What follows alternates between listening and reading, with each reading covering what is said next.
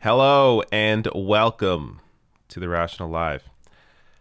I'm your host for this evening, David Dull.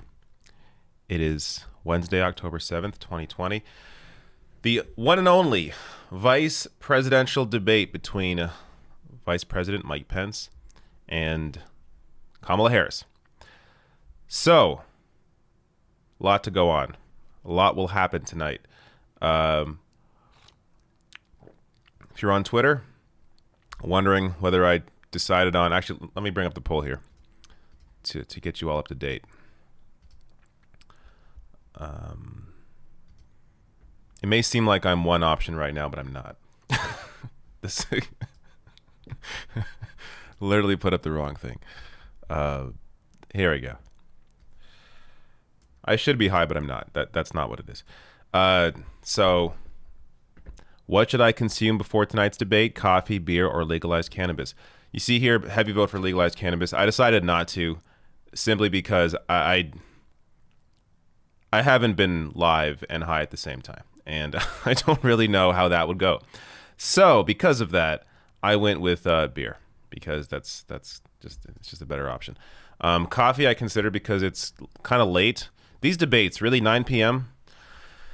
I mean, I get it, the West Coast, but come on now.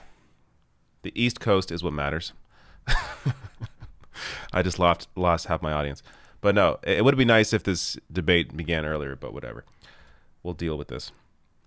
So, waiting here, again, of course, starts at 9 p.m. Let's go through some things. And I'll grab some chats randomly as well throughout, If you got super chats, of course, I'll grab those. New member, Juan Pensamatio Valesco. I'm sure I got your name wrong, but thank you so much for being a new member. Okay. This. So this is a preview of what the stage looks like tonight. Check out these tiny plexiglass screens. This is what is supposed to prevent the coronavirus from hitting Kamala Harris in the face, because Mike Pence very likely has it. I know he's been testing negative, but Stephen Miller tested negative for new member Liz. What's up? Stephen Miller tested negative 4 days in a row before testing positive, and he was isolated at home. Still positive 5 days later. So I didn't realize this, but it does appear, at least from the way the news is coming out of the White House, that You could have it, but still test negative, and then you test again, and then you have it, or that comes back positive. Because that also happened to Kayleigh McEnany. She kept testing negative, and then one day she had it, unless she got it, I guess, between the tests. But Stephen Miller was apparently isolating at home and then got it. So, anyways, point being, this is not going to do anything. And actually, Nathan J. Robinson has a great tweet here saying, this is an incredible visual representation of how Democrats loudly demand something. Republicans say no, Dems insist. Republicans offer a fake compromise that concedes nothing of significance, and Democrats proudly declare victory and say they have reached a bipartisan agreement. Perfect. That's exactly what this is. Unbelievable. So if Kamala gets the virus, Mike Pence gave it to her. Most likely. Just so we're all clear about that. Also, I'm doing something a little different today in terms of the back end. Usually there's a bit of a delay on normal latency. So today I did low latency, so there should be less of a delay during the stream. Let me know if everything is still smooth. I have really good internet here, so there shouldn't be a problem. But hoping here that everything is smooth tonight. Just going to refresh this in case sometimes these go live and the screen doesn't change. All right.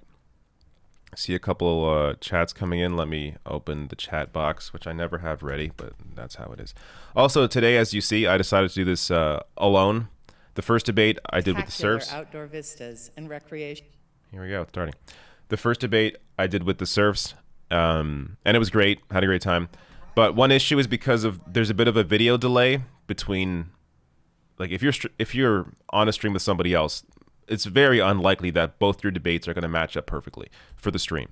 So he was about 5 seconds or 10 seconds behind. So when I would see something and react to it, he would be 10 seconds late. So it just did. When it comes to, me wanting to jump in and say something, I don't want to impact his stream because his audience sees me and my audience sees him. So it's just much easier doing it this way where I can react on the fly if there is anything to react to. Though there will definitely be, this debate's going to be a little less crazy, I imagine, than the first debate. I don't know how it could be as crazy as that first debate was, considering it is Mike Pence and Kamala Harris here. So there may be less to comment on, but we'll find out. Let me grab these chats.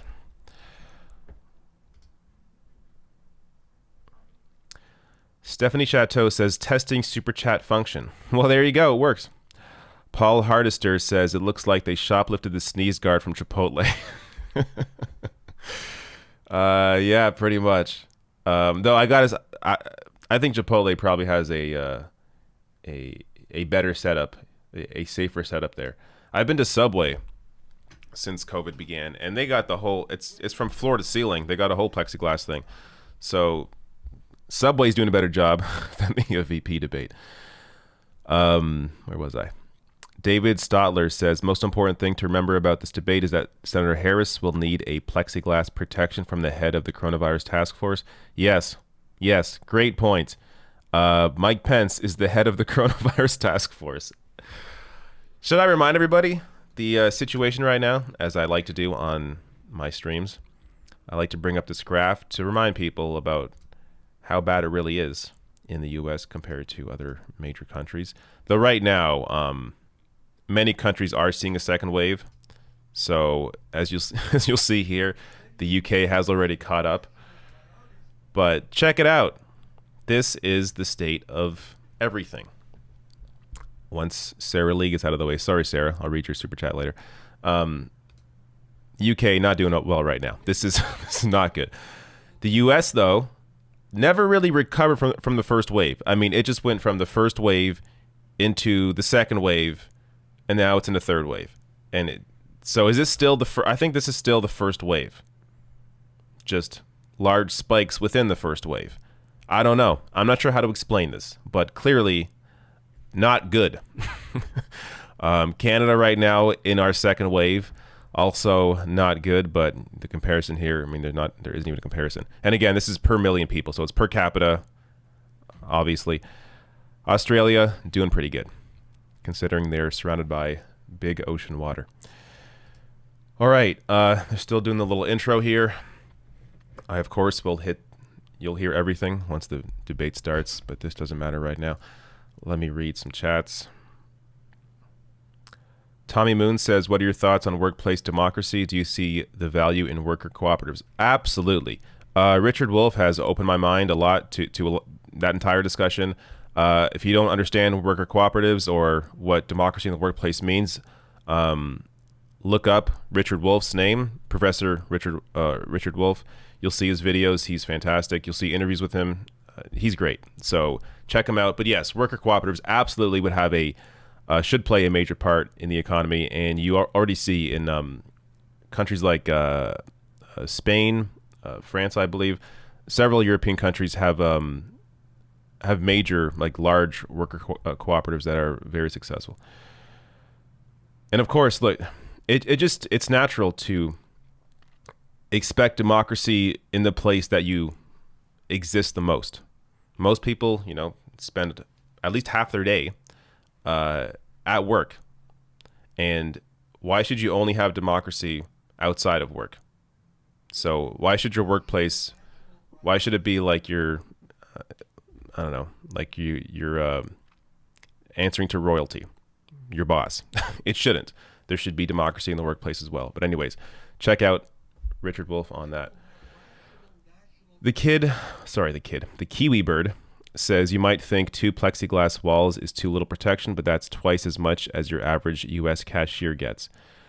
Well, that's fair. I have not been in the U.S. at all since COVID started, so I'm not sure what protections are put in place.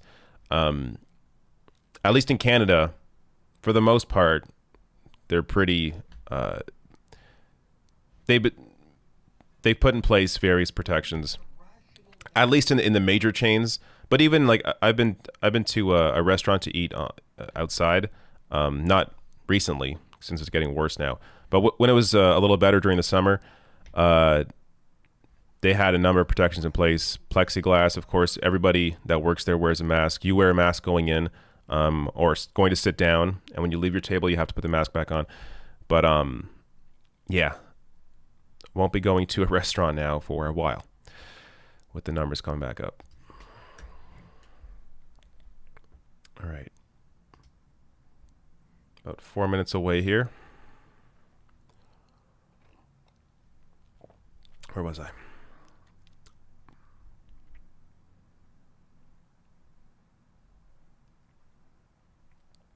Sarah Lee says, this is from my mom and I. She's in California and I'm in Scotland.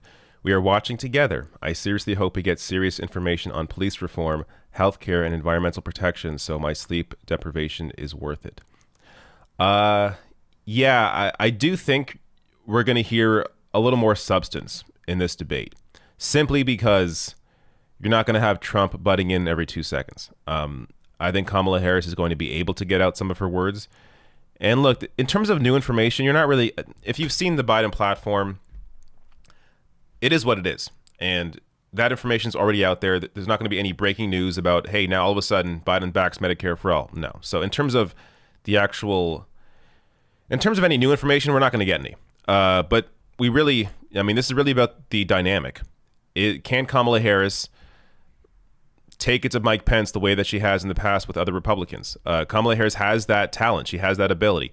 She also has weaknesses. Oftentimes when she's put on the spot with her past positions or with her flip-flopping on certain issues, she tends to have this response where she tries to laugh her way through it, and it comes off like somebody who is trying to hide something. So I think if Kamala Harris is put on the spot with maybe backing Medicare for all, backing the Bernie Sanders Medicare for all bill a couple of years ago, and then completely retracting or backtracking on her support of that, and obviously being Biden's VP, it limits her ability to support certain things openly. Also, she backed $2,000 a month for the pandemic, during the pandemic. That was along with, I think, Bernie Sanders. They proposed that together. And now Biden does not support that. So is she going to be asked about that? Is she going to I mean, here's the thing. I think most people want that kind of help. Like the right and like the media and Mike Pence and Trump are going to seem like that's a crazy idea. Oh my God, $2,000 a month for everybody. But people would like to hear that. So if Kamala Harris is asked about that and she has to reject it, that's not going to look good on her. So maybe there's a way around that, like discuss how, right now this is what we're going to do, but we can discuss more in the future. I don't know. There really is no way to backtrack on that reality. That is really the least that Americans should be receiving. Canadians got $2,000 a month with the CERB. But you look in Europe, I covered this today, I think. All the videos blend together in my brain at this point. But I think I covered this today. Where in Germany, they're getting around like, or you can have up to, I believe, $7,900 a month. They cover your wages up to, I believe, 80%, and then in France it's up to 84%, and it's up to like a good amount of cash per month, assuming you made that beforehand. But that's real help, and you see that kind of support there because of solid unions. France has solid labor unions, and they have power. In America and North America in general, corporations have the power. They have the say. And that's why you see the media, their focus is always 4 minutes. Is this behind? Their focus is always so much. And check out this. No, it's still 4 minutes behind. Okay. I'm not sure why. I mean, it's 9 p.m. now. So I don't know. But anyways, yeah, the media's focus is always so much on discussing the capitalist framework and the corporate point of view. So there is very little even awareness that people in other countries receive much more help than Americans currently receive, and that's that's why Bernie Sanders was so important, because back in 2016 he really began the conversation and raised the awareness around healthcare, how Americans, treat healthcare so differently than the rest of the world does, where most countries have some kind of universal healthcare plan. And you still have people like Joe Biden, Kamala Harris trying to prop up this for-profit healthcare system. It is crazy. And look, these are the discussions that we're going to have a lot more of after the election. Right now, the focus is getting out Trump, which is why you see my videos right now. I'm not too focused on attacking Joe Biden. There's no reason to. I want to get out Donald Trump. If that happens, hopefully that happens, then the real fight begins. Then it is democratic socialism versus neoliberalism starting next year after the inauguration. And that's where, at this point in time, it's not like in 2008 with Obama. Obama ran as somebody who was hope and change, somebody who was progressive. Biden's not running that way. This time, there's already a built-in movement against the Democratic nominee from the left. Obama didn't have that in 2008. So there already is a potential here to really, continue growing awareness, but also grow a movement and have potential, marches on Washington for, say, Medicare for all. That can happen under Joe Biden. And at the same time, you also have people in Congress. AOC, Rashida Tlaib, Ilhan Omar, Jamal Bowman now, Cori Bush now, and many others that are going to, Katie Porter is actually fairly solid now as well, if you watched some of her recent videos. But you have these people in Congress also fighting for this different vision and being unafraid to fight for it. So right now they're stuck with the Senate being Republican and Trump holding the White House. There's only so much progressives in Congress can do. But when Democrats control everything, then you can unleash the power. And that's what I'm most looking forward to. Stephen Regolizio says, "What beer are you drinking?" It is Steam Whistle. It is a Toronto beer. Kieran Ka says, "Pence is no fool, but Kamala eats GOP for breakfast." Indeed. Why is this taking so long?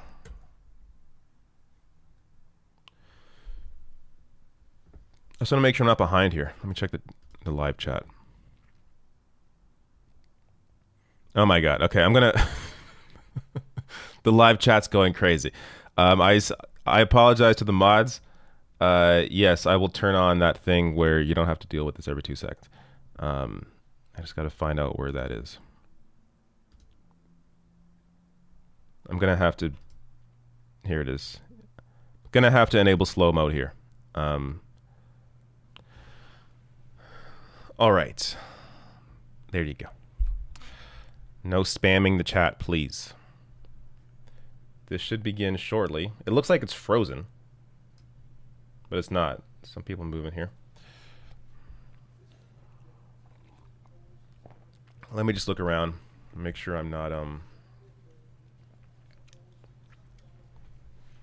make sure I'm not missing anything.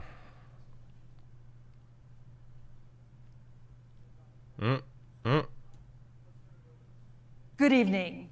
From the University of Utah in Salt Lake City, welcome to the first and only Vice Presidential Debate of 2020, sponsored by the Nonpartisan Commission on Presidential Debates. I'm Susan Page of USA Today. It is my honor to moderate this debate, an important part of our democracy.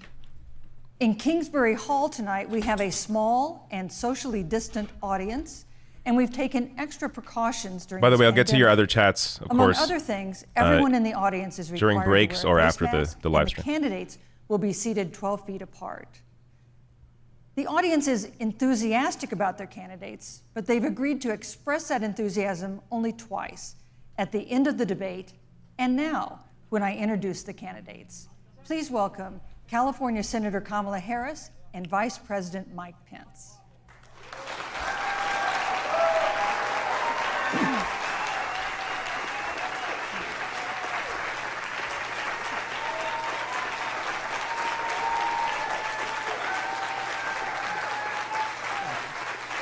Thank you.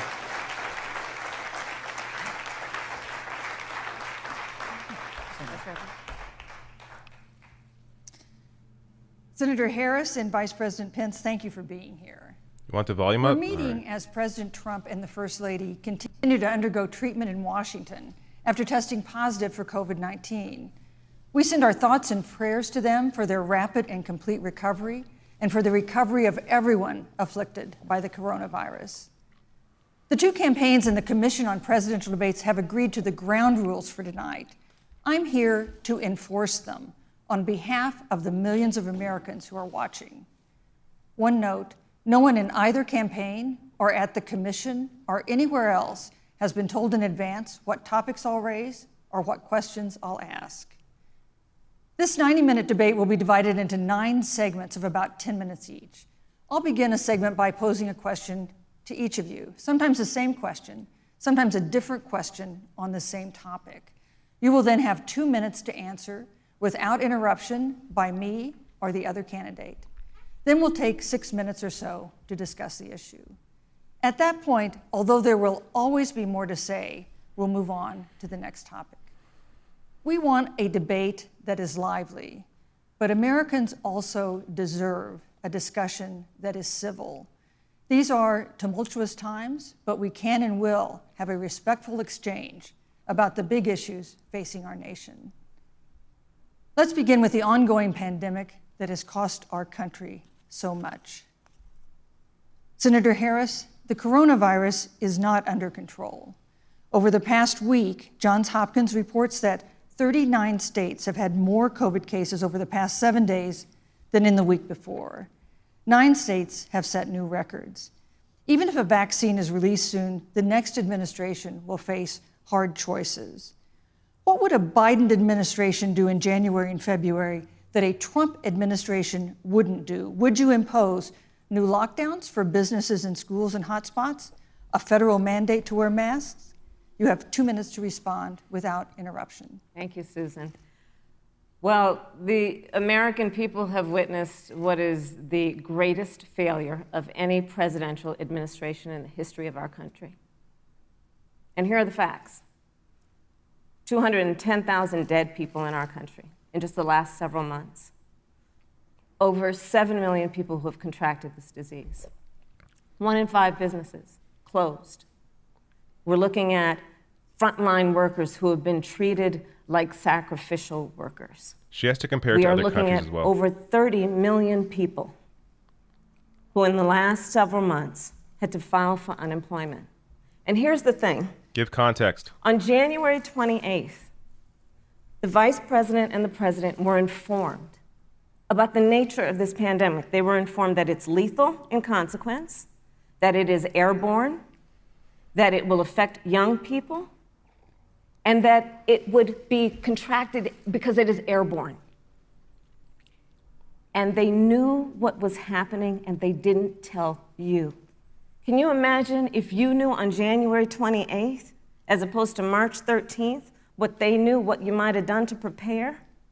They knew and they covered it up. The president said it was a hoax. They minimized the seriousness of it. The president said, you're on one side of his ledger if you wear a mask, you're on the other side of his ledger if you don't. And in spite of all of that, today they still don't have a plan. They still don't have a plan. Well, Joe Biden does. And our plan is about what we need to do around a national strategy for contact tracing, for testing, for administration of the vaccine, and making sure that it will be free for all. That is the plan that Joe Biden has and that I have, knowing that we have to get a hold of what has been going on, and we need to save our country.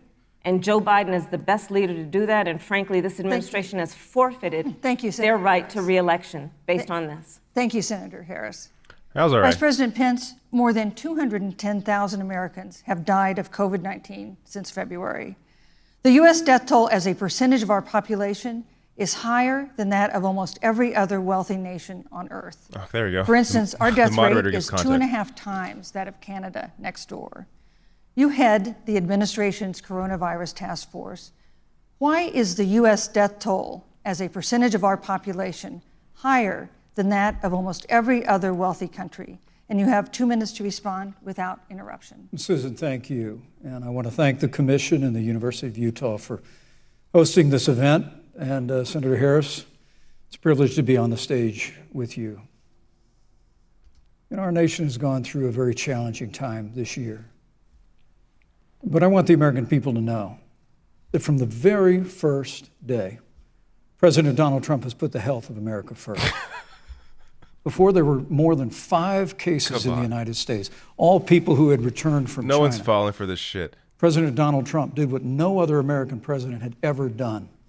And that was he suspended all travel from China, the second largest economy in the world. Now, Senator Joe Biden opposed that decision. That's almost nothing. He said it was clearly didn't help. And hysterical. But I can tell you, having led the White House Coronavirus Task Force, that decision alone by President Trump bought us invaluable time to stand up the greatest national mobilization since World War II. And I believe it saved hundreds of thousands of American lives. Bob Woodward tapes anybody? Because with that time, we were able to reinvent testing. More than 115 million tests have been done to date. We were able to see to the delivery of billions of supplies so our doctors and nurses had the resource and support they needed. And we began, really, before the month of February was out, to develop a vaccine and to develop medicines and therapeutics that have been saving lives all along the way. And under President Trump's leadership, Operation Warp Speed, we believe, will have literally tens of millions of doses of a vaccine before the end of this year. The reality is, when you look at the Biden plan, it reads an awful lot like what President Trump and I and our task force have been doing every step of the way. Oh, my God. And quite frankly, when I look at their plan that talks about advancing testing, creating new PPE, developing a vaccine, it looks a little bit like plagiarism, which is something Joe Biden knows a little bit about. And I think the American people know that this is a president who has put the health of America first, and the American people, I believe with my heart, this is unbelievable. Be proud of the sacrifices they have made. It's saved countless American lives. Oh, the Supreme Leader did everything Senator right. Harris, would you like to respond? Absolutely. Whatever the vice president is claiming the administration has done, clearly it hasn't worked. When you're looking at over 210,000 dead bodies in our country, American lives that have been lost, families that are grieving that loss. And you know, give context. The vice president is the head of the task force and knew on January 28th how serious this was. And then thanks to Bob Woodward, we learned that they knew about it. And then when that was exposed, the vice president said, when asked, well, why didn't y'all tell anybody? He said, because the president wanted people to remain calm. Well, let's get But Susan, this is important. Susan, I want to have add, to but weigh in here. Mr. Vice President, I'm speaking. I have to I'm weigh speaking. in. Yeah, you So can have I 15 more wanna- seconds, and then we'll give the vice president Thank a you. chance to So I respond. want to ask the American people, how calm were you when you were panicked about where you're going to get your next roll of toilet paper? How calm were you when your kids were sent home from school and you didn't know when they could go back? How calm Thank were you. you Thank when you, your Senator children Harris. couldn't see your parents because you were afraid they could kill them? Let's give Vice President Pence a chance to respond. Vice President Pence, you have 1 minute to You respond. know, there's not a day gone by that I haven't thought of every American family that's lost a loved one. And I want all of you to know that you'll always be in our hearts and in our prayers. But when you say what the American people have done over these last 8 months smarm is hasn't real. worked, that's a great disservice to the sacrifices the American people have made. I'm referring The to reality, you and the if I may finish, Senator, the reality is Dr. Fauci said everything that he told the president in the Oval Office, the president told the American people. Now, President Trump, I will tell you, has boundless confidence in the American people, and he always spoke with confidence that we'd get through this together. But when you say it hasn't worked, when Dr. Fauci and Dr. Birx and our medical experts came to us in the second week of March, they said if the president didn't take the unprecedented step of shutting down roughly half of the American economy, that we could lose 2.2 million Americans. Now, that's the reality. Thank you. They also Thank you, said Vice to us if we President did Pence. everything right, Susan, we could still lose more than 200,000 Americans. Vice Now, President one Pence. life lost is Thank too you. many, Susan. But the American You people, got to I believe, give deserve context to other credit countries, for Kamala. the That's what you got to do. sacrifices that they have made, putting the health of their family and their neighbors first, our doctors, our nurses, our first Thank you, Vice responders. President Pence. And I'm going to speak up on behalf of what the American people have done. Vice President Pence, you were in the front row in a Rose Garden event 11 days ago at what seems to have been a super spreader event for senior administration and congressional officials. No social distancing, few masks, and now a cluster of coronavirus cases among those who were there. How can you expect Americans to follow the administration's safety guidelines to protect themselves from COVID when you at the White House have not been doing so? Well, the American people have demonstrated over the last 8 months that when given the facts, they're willing to put the health of their families and their neighbors and people they don't even know first. And President Trump and I have great confidence in the American people and their ability to take that information and put it into practice. In the height of the epidemic, This is a bullshit when we were answer. losing Doesn't mean anything. a heartbreaking number of 2,500 Americans a day, we surged resources to New Jersey and New York and New Orleans and Detroit. We told the American people what needed to be done, and the American people made the sacrifices. When the outbreak in the Sun Belt happened this summer, again, Americans stepped forward. But the reality is the work of the President of the United States goes on. A vacancy on the Supreme Court of the United States has come upon us, and the President introduced Judge Amy Coney Yes, Barrett. thank you. Thank you, Vice But at President Pence. that, if I may say, that Rose Garden event, there's been a great deal of speculation about it. My wife Karen and I were there and honored to be there. Many of the people who were at that event, Susan, actually were tested Yes. for coronavirus, and it was an outdoor event, which all of our scientists regularly and routinely advise. The difference here is President Trump and I trust the American people to make choices in the best interest of their health. Joe Biden and Kamala Harris. That's your decision consistently that talk about didn't work out. mandates, and not just mandates with the coronavirus, but a government takeover of health care, Thank you, the Vice Green New President Pence. Deal, all government control. Yeah. We're about freedom That's what and will destroy respecting the the freedom country. of the American people. Let's talk about respecting Giving the everyone American health people. care. You respect the American people when you tell them the truth. Fucking idiot. You respect the American people when you have the courage Which we've to be a always leader done. speaking of those things that you may not want people to hear, but they need to hear so they can protect themselves. But this administration stood on information that if you had as a parent, if you had as a worker knowing you didn't have enough money saved up, and now you're standing in a food line because of the ineptitude of an administration that was unwilling to speak the truth to the American people. So let's talk about caring about the American people. The American people have had to sacrifice far too much because of the incompetence of this administration. It is asking too much of the people. Susan, we talked No, about Vice It is President, asking too much of the people. Look- That they would not be equipped with the information they need to help themselves to protect Susan, their the parents President- and No, their I'm children. sorry. Kamala Harris, Senator Harris, I'm sorry. It's I fine, meant I'm to say- Kamala. No, you're Senator Harris to me. For life to get back to normal, Dr. Anthony Fauci and other experts say that most of the people who can be vaccinated need to be vaccinated. But half of Americans now say they wouldn't take a vaccine if it was released now. If the Trump administration approves a vaccine before or after the election, should Americans take it, and would you take it? If the public health professionals, if Dr. Fauci, if the doctors tell us that we should take it, I'll be the first in line to take it, absolutely. But if Donald Trump tells us that we should take it, I'm not taking it. Vice President Pence, there have been a lot of repercussions from this pandemic. In recent days, the president's diagnosis of COVID-19 has underscored the importance of the job that you hold and that you are seeking. That's our second topic tonight. It's the role of the vice president. One of you will make history on January 20th. You will be the vice president to the oldest president the United States has ever had. Donald Trump will be 74 years old on Inauguration Day. Joe Biden will be 78 years old. Mike Pence That is just already waiting. has raised concerns He among can't some wait. voters, concerns that have been sharpened by President Trump's hospitalization in recent days. Vice President Pence, have you had a conversation or reached an agreement with President Trump about safeguards or procedures when it comes to the issue of presidential disability? And if not, do you think you should? You have 2 minutes without interruption. Well, Susan, thank you, although I would like to go back. I think we need to move on well, to the thank issue you, of but I would like to vice go back presidency.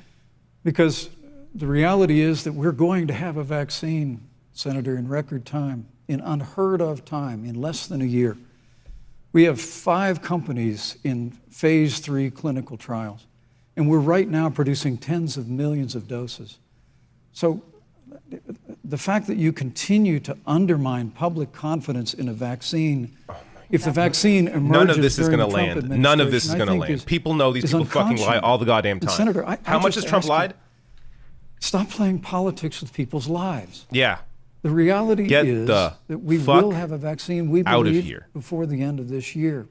I And it will apologize have if you have the kids at home, sorry. capacity to save countless American lives, and your continuous undermining of confidence in a vaccine is just, it's just unacceptable. And let me also say, you know, the reality is when you talk about failure in this administration, we actually do know what failure looks like in a pandemic. It was 2009. Hold up. Swine flu arrived in the United Are States. you kidding me? Thankfully, it ended up not being as lethal as the coronavirus. But before the end of the year, when Joe Biden was vice president of the United States, not 7.5 million people contracted the swine flu, 60 million Americans contracted the swine flu. If the swine flu had been as lethal as the coronavirus, in 2009, when Joe Biden was vice president, we would have lost 2 million There are different American steps lives. taken His own chief of depending staff, on the Ron severity Klain, of the virus, would say dipshit. last year that it was pure luck that they did, quote, everything possible wrong. And we learned from that. They left Really? the strategic national stockpile empty. They left an empty and hollow plan, but we Thank you, still Vice learned President from it. Pence. And I think Vice the President American Pence, your people, time is I'm going up. to say again, can be proud Vice President Pence, I'm sorry, of your what time we is have up. done. And Didn't Senator, Trump get please rid Thank you, of Vice the President. pandemic undermine task force confidence in a before vaccine. the virus Senator hit? Harris, let me ask you the same question that I asked Sure. Vice President Pence, which is, have you had a conversation or reached an agreement with Vice President Biden about safeguards or procedures when it comes to the issue of presidential disability? And if not, and if you win the election next month, do you think you should? You have 2 minutes uninterrupted. So let me tell you, first of all, the day I got the call from Joe Biden, it was actually a Zoom call, asking me to serve with him on this ticket was probably one of the most memorable days of my life. I thought about my mother, who came to the United States at the age of 19, gave birth to me at the age of 25 at Kaiser Hospital in Oakland, California. And the thought that I'd be sitting here right now, I know would make her proud, and she must be looking down on this. Joe and I were raised in a very similar way. We were raised with values that are about hard work, about the value and the dignity of public service, and about the importance of fighting for the dignity of all people. And I think Joe asked me to serve with him because, I have a career that included being elected the first woman district attorney of San Francisco, where I created models of innovation for law enforcement in terms of reform of the criminal justice system. I was elected the first woman of color and black woman to be elected Attorney General of the state of California, where I ran the second largest Department of Justice in the United States, second only to the United States Department of Justice. And there I took on everything from transnational criminal organizations to the big banks that were taking advantage of homeowners to for-profit colleges that were taking advantage of veterans. And then, of course, now I serve in the United States Senate as only the second black woman ever elected to the United States Senate. I serve on the Senate Intelligence Committee, where I've been in regular receipt of classified information about threats to our nation and hotspots around the world. I've traveled the world. I've met with our soldiers in war zones. And I think Joe has asked me to serve with him because he knows that we share a purpose which is about lifting up the American people. And after the 4 years that we have seen of Donald Trump unifying our country around our common values and principles. Thank you, Senator Harris. Neither President Trump nor Vice President Biden has released the sort of detailed health information that had become the modern norm until the 2016 election. And in recent days, President Trump's doctors have given misleading answers or refused to answer basic questions about his health. And my question to each of you in turn is this information voters deserve to know? Vice President Pence, would you like to go first? Well, Susan, thank you. Yeah, what's Trump's healthcare plan? Tell us, please. Let me say, on behalf of the President and the First Lady, how moved we've all been by the outpouring of prayers and concern. Buying time. For the President. And I do believe it's emblematic of the prayers and the concern that have ushered forth for every American impacted by the coronavirus. The phoniness. But the care the President received at Walter Reed Hospital, the White House doctors, was exceptional. It was socialist health care. The healthcare. transparency that they practiced all along the way will continue. The American people have a right to know about the health and well-being of their president. He was at a publicly funded hospital. Continue to do that. But I'm just extremely grateful and was more than a little moved by the broad and bipartisan support. And Senator, I want to thank you and Joe Biden for your expressions of genuine concern. And I also want to congratulate you, as I did on that phone call, on the historic nature of your nomination. Thank you. I never expected to be on this stage 4 years ago, so I know the feeling. But the reality is we've got an election before the American people in the midst of this challenging year. And the stakes have never been higher, but I think the choice has never been clearer. I want to give Senator Harris a chance to respond to the same question I asked, which is, do voters it's not have about a right What is to it? know Health information about more the president? detailed health information about presidential candidates and especially about presidents? Please mention how he got when they're facing socialized health care, please. Absolutely, and that's why Joe Biden has been so incredibly transparent, and certainly by contrast, the president has not, both in terms of health records, but also let's look at taxes. We now know, because of great investigative journalism, that Donald Trump paid $750 in taxes. When I first heard about it, I literally said, "You mean $750,000? And it was like, no, $750. We now know Donald Trump owes and is in debt for $400 million. And just so everyone is clear, when we say in debt, it means you owe money to somebody. And it'd be really good to know who the President of the United States, the Commander-in-Chief, owes money to, because the American people have a right to know what is influencing the President's decisions. And is he making those decisions on the best interest of the American people, of you, or self-interest? So, Susan, I'm glad you asked about transparency, because it has to be across the board. Joe has been incredibly transparent over many, many years. The one thing we all know about Joe, he puts it all out there. He is honest, he is forthright, But Donald Trump, on the other hand, Susan. has been about covering up everything. Thank you, Senator Harris. That's I want true, to but I give you thought it would have chance been a better time to respond, Vice mention President. Well, look, Trump's I health, respect the fact that how he got Joe healthcare. Biden spent 47 years in public life. I respect your public service as well. Thank you. But the American people have a president who's a businessman, he's a job creator, who's paid tens of millions of dollars in taxes, payroll taxes, property taxes. He's created tens of thousands of American jobs. And the president said those public reports are not accurate. And the president's also released literally stacks of financial disclosures the American people He can won't release review just as the law allows. But the distinction here is that Joe Biden, 47 years in public service, compared to President Donald Trump, who brought all of that experience 4 years ago. Thank you, Vice and President. turned this economy around by cutting taxes, rolling back regulation, unleashing Vice American President energy, Pence. fighting for free and fair trade, and all of that's Thank on you, the Vice line President if Pence. Joe Biden and Kamala Harris. You know, that's a good White House. segue into our third great topic, segue. which is about the economy. This has been another aspect of life for Americans that's been so affected by this coronavirus. We have a jobs crisis brewing. On Friday, we learned that the unemployment rate had declined to 7.9% in September, but the job growth had stalled, and that was before the latest round of layoffs and furloughs in the airline industry at Disney and elsewhere. Hundreds of thousands of discouraged workers have stopped looking for work. Nearly 11 million jobs that existed at the beginning of the year haven't been replaced. Those hardest hit include Latinos, blacks, and women. Senator Harris, the Biden-Harris campaign has proposed new programs to boost the economy, and you would pay for that new spending by raising $4 trillion in taxes on wealthy individuals and corporations. Some economists warn that could curb entrepreneurial ventures that fuel growth and create jobs. Would raising taxes put the recovery at risk? And you have 2 minutes to answer uninterrupted. Thank you. Why are we still talking about On the the same issue of the bullshit? economy, I think there couldn't be a for more decades? fundamental difference between Donald Trump and Joe Biden. Joe Biden believes you measure the health and the strength of America's economy based on the health and the strength of the American worker and the American family.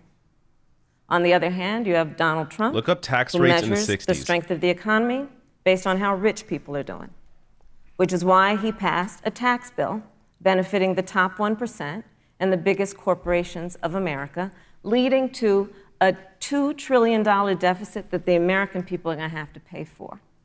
On day one, Joe Biden will repeal that tax bill. He'll get rid of it. And what he'll do with the money is invest it in the American people. And through a plan that is about investing in infrastructure, something that Donald Trump said he would do. I remember hearing about some infrastructure week. I don't think it ever happened. But Joe Biden will do that. He'll invest in infrastructure. It's about upgrading our roads and bridges, but also investing in clean energy and renewable energy. Joe is going to invest that money in what we need to do around innovation. There was a time when our country believed in science and invested in research and development so that we were an innovation leader on the globe. Joe Biden will use that money to invest in education. So, for example, for folks who want to go to a 2-year community college, it will be free. If you come from a family that makes less than $125,000, you'll go to a public university for free. And across the board, we'll make sure that if you have student loan debt, it's cut by $10,000. That's how Joe Biden thinks This is about good. the economy, which Good. is it's about Mention these things. investing in the people of our country, as opposed to passing a tax bill, which had the benefit of letting American corporations go offshore to do their business. Thank you, You're Senator welcome. Harris. Vice President Pence, your administration has been predicting a rapid and robust recovery, but the latest economic report suggests that's not happening. Should Americans be braced for an economic comeback that is going to take not months, but a year or more? You have 2 minutes to answer uninterrupted. When President Trump and I took office, America had gone through the slowest economic recovery since the Great Depression. It was when Joe Biden was vice president, they tried to tax, so and spend, misconstrued. and regulate, and bail our way back to a growing economy. President Trump cut taxes across the board. Despite what Senator Harris says, the average American family of 4 had $2,000 in savings in taxes. And with the rise in wages that occurred, most predominantly for blue-collar, hardworking Americans, The average household income for a family of four increased by $4,000 following President Trump's tax cuts. But America, you just heard Senator Harris tell you, on day one, Joe Biden's going to raise your taxes. It's really remarkable to think, Susan. I mean, right after a time where we're going through a pandemic that lost 22 million jobs at the height, we've already added back 11.6 million jobs because we had a president who cut taxes, rolled back regulation, unleashed American energy, fought for free and fair trade, and secured $4 trillion from the Congress of the United States to give direct payments to families, save 50 million jobs through the Paycheck Protection Program. We literally have spared no expense to help the American people and the American worker through this. Joe Biden and Kamala Harris want to raise taxes. They want to bury our economy under a $2 trillion Green New Deal, which you were one of the original co-sponsors of in the United States Senate. They want to abolish fossil fuels and ban fracking, which would cost hundreds of thousands of American jobs all across the heartland. And Joe Biden wants to go back to the economic surrender to China, that when we took office, half of our international trade deficit was with China alone. And Joe Biden wants to repeal all of the tariffs that President Trump put into effect to fight for American jobs and American workers. Joe Biden says democracy's on the ballot. Make no mistake about it, Susan. The American economy, the American comeback is on the ballot with 4 more years of growth and opportunity, 4 more years of President Donald Trump. 2021 fucking Vice destroy President. the economy. Eviction crisis looming. Thank you, Vice President. People have no fucking money. Senator Harris. Well, I mean, I thought we saw enough of it in last week's debate, but I think this is supposed to be a debate based on fact and truth. And the truth and the fact is, Joe Biden has been very clear. He will not raise taxes on anybody who makes less than $400,000 a year. He said he's going to repeal the Trump tax cuts. Mr. Vice President, I'm speaking. Well, wait, I'm speaking. It'd be important if you said the truth. Joe Biden said twice in the debate last week that he's going to repeal the Trump tax cuts. Yeah, That which was helped the tax wealthiest cuts that people in the gave fucking average country. working What the hell's the problem? $2,000 in a tax break every single year. That is, Senator, that is that's the math. absolutely not true. That Is he tax only bill- cutting? Is he only going to repeal part of the Trump tax cuts? If you don't mind letting me finish, we can then Please. have a conversation, okay? Please. Okay. Joe Biden will not raise taxes on anyone who makes less than $400,000 a year. He has been very clear about that. Joe Biden will not end fracking. He has been very clear about that. Which is bad. He should. Joe Biden is the one who, during the Great Recession, was responsible for the Recovery Act that brought America back. And now the Trump-Pence administration wants to take credit when they rode the coattails of Joe Biden's success for the economy that they had at the beginning of their term. Of course, now the economy is a complete disaster. But Joe Biden, on the one hand, did that. On the other hand, you have Donald Trump, who has reigned over a recession that is being compared to the Great Depression. On the one hand, you have Joe Biden, who was responsible with President Barack Obama for the Affordable Care Act, which brought health care to over 20 million Americans and protected people with pre-existing conditions. And what it also did is it saved those families who otherwise were going bankrupt because of hospital bills they could not afford. On the other hand, you have Donald Trump, who's in court right now, trying to get rid of the Affordable Care Act, which means that you will lose protections if you have pre-existing conditions. And this is very important, Susan. Yes, and it's but we need to give Vice President. I'd just like to, he interrupted me, and I'd like to just finish, please. If you have a pre-existing condition, heart disease, diabetes, breast cancer, they're coming for you. If you love someone who has a pre-existing condition, they're coming for you. If you are under the age of 26 on your parents' coverage, they're coming for you. She's right. Senator Harris, thank you. You're Let welcome. me give you a chance to respond. Well, I hope we have a chance to talk about health care because Obamacare was a disaster. The American people remember it well.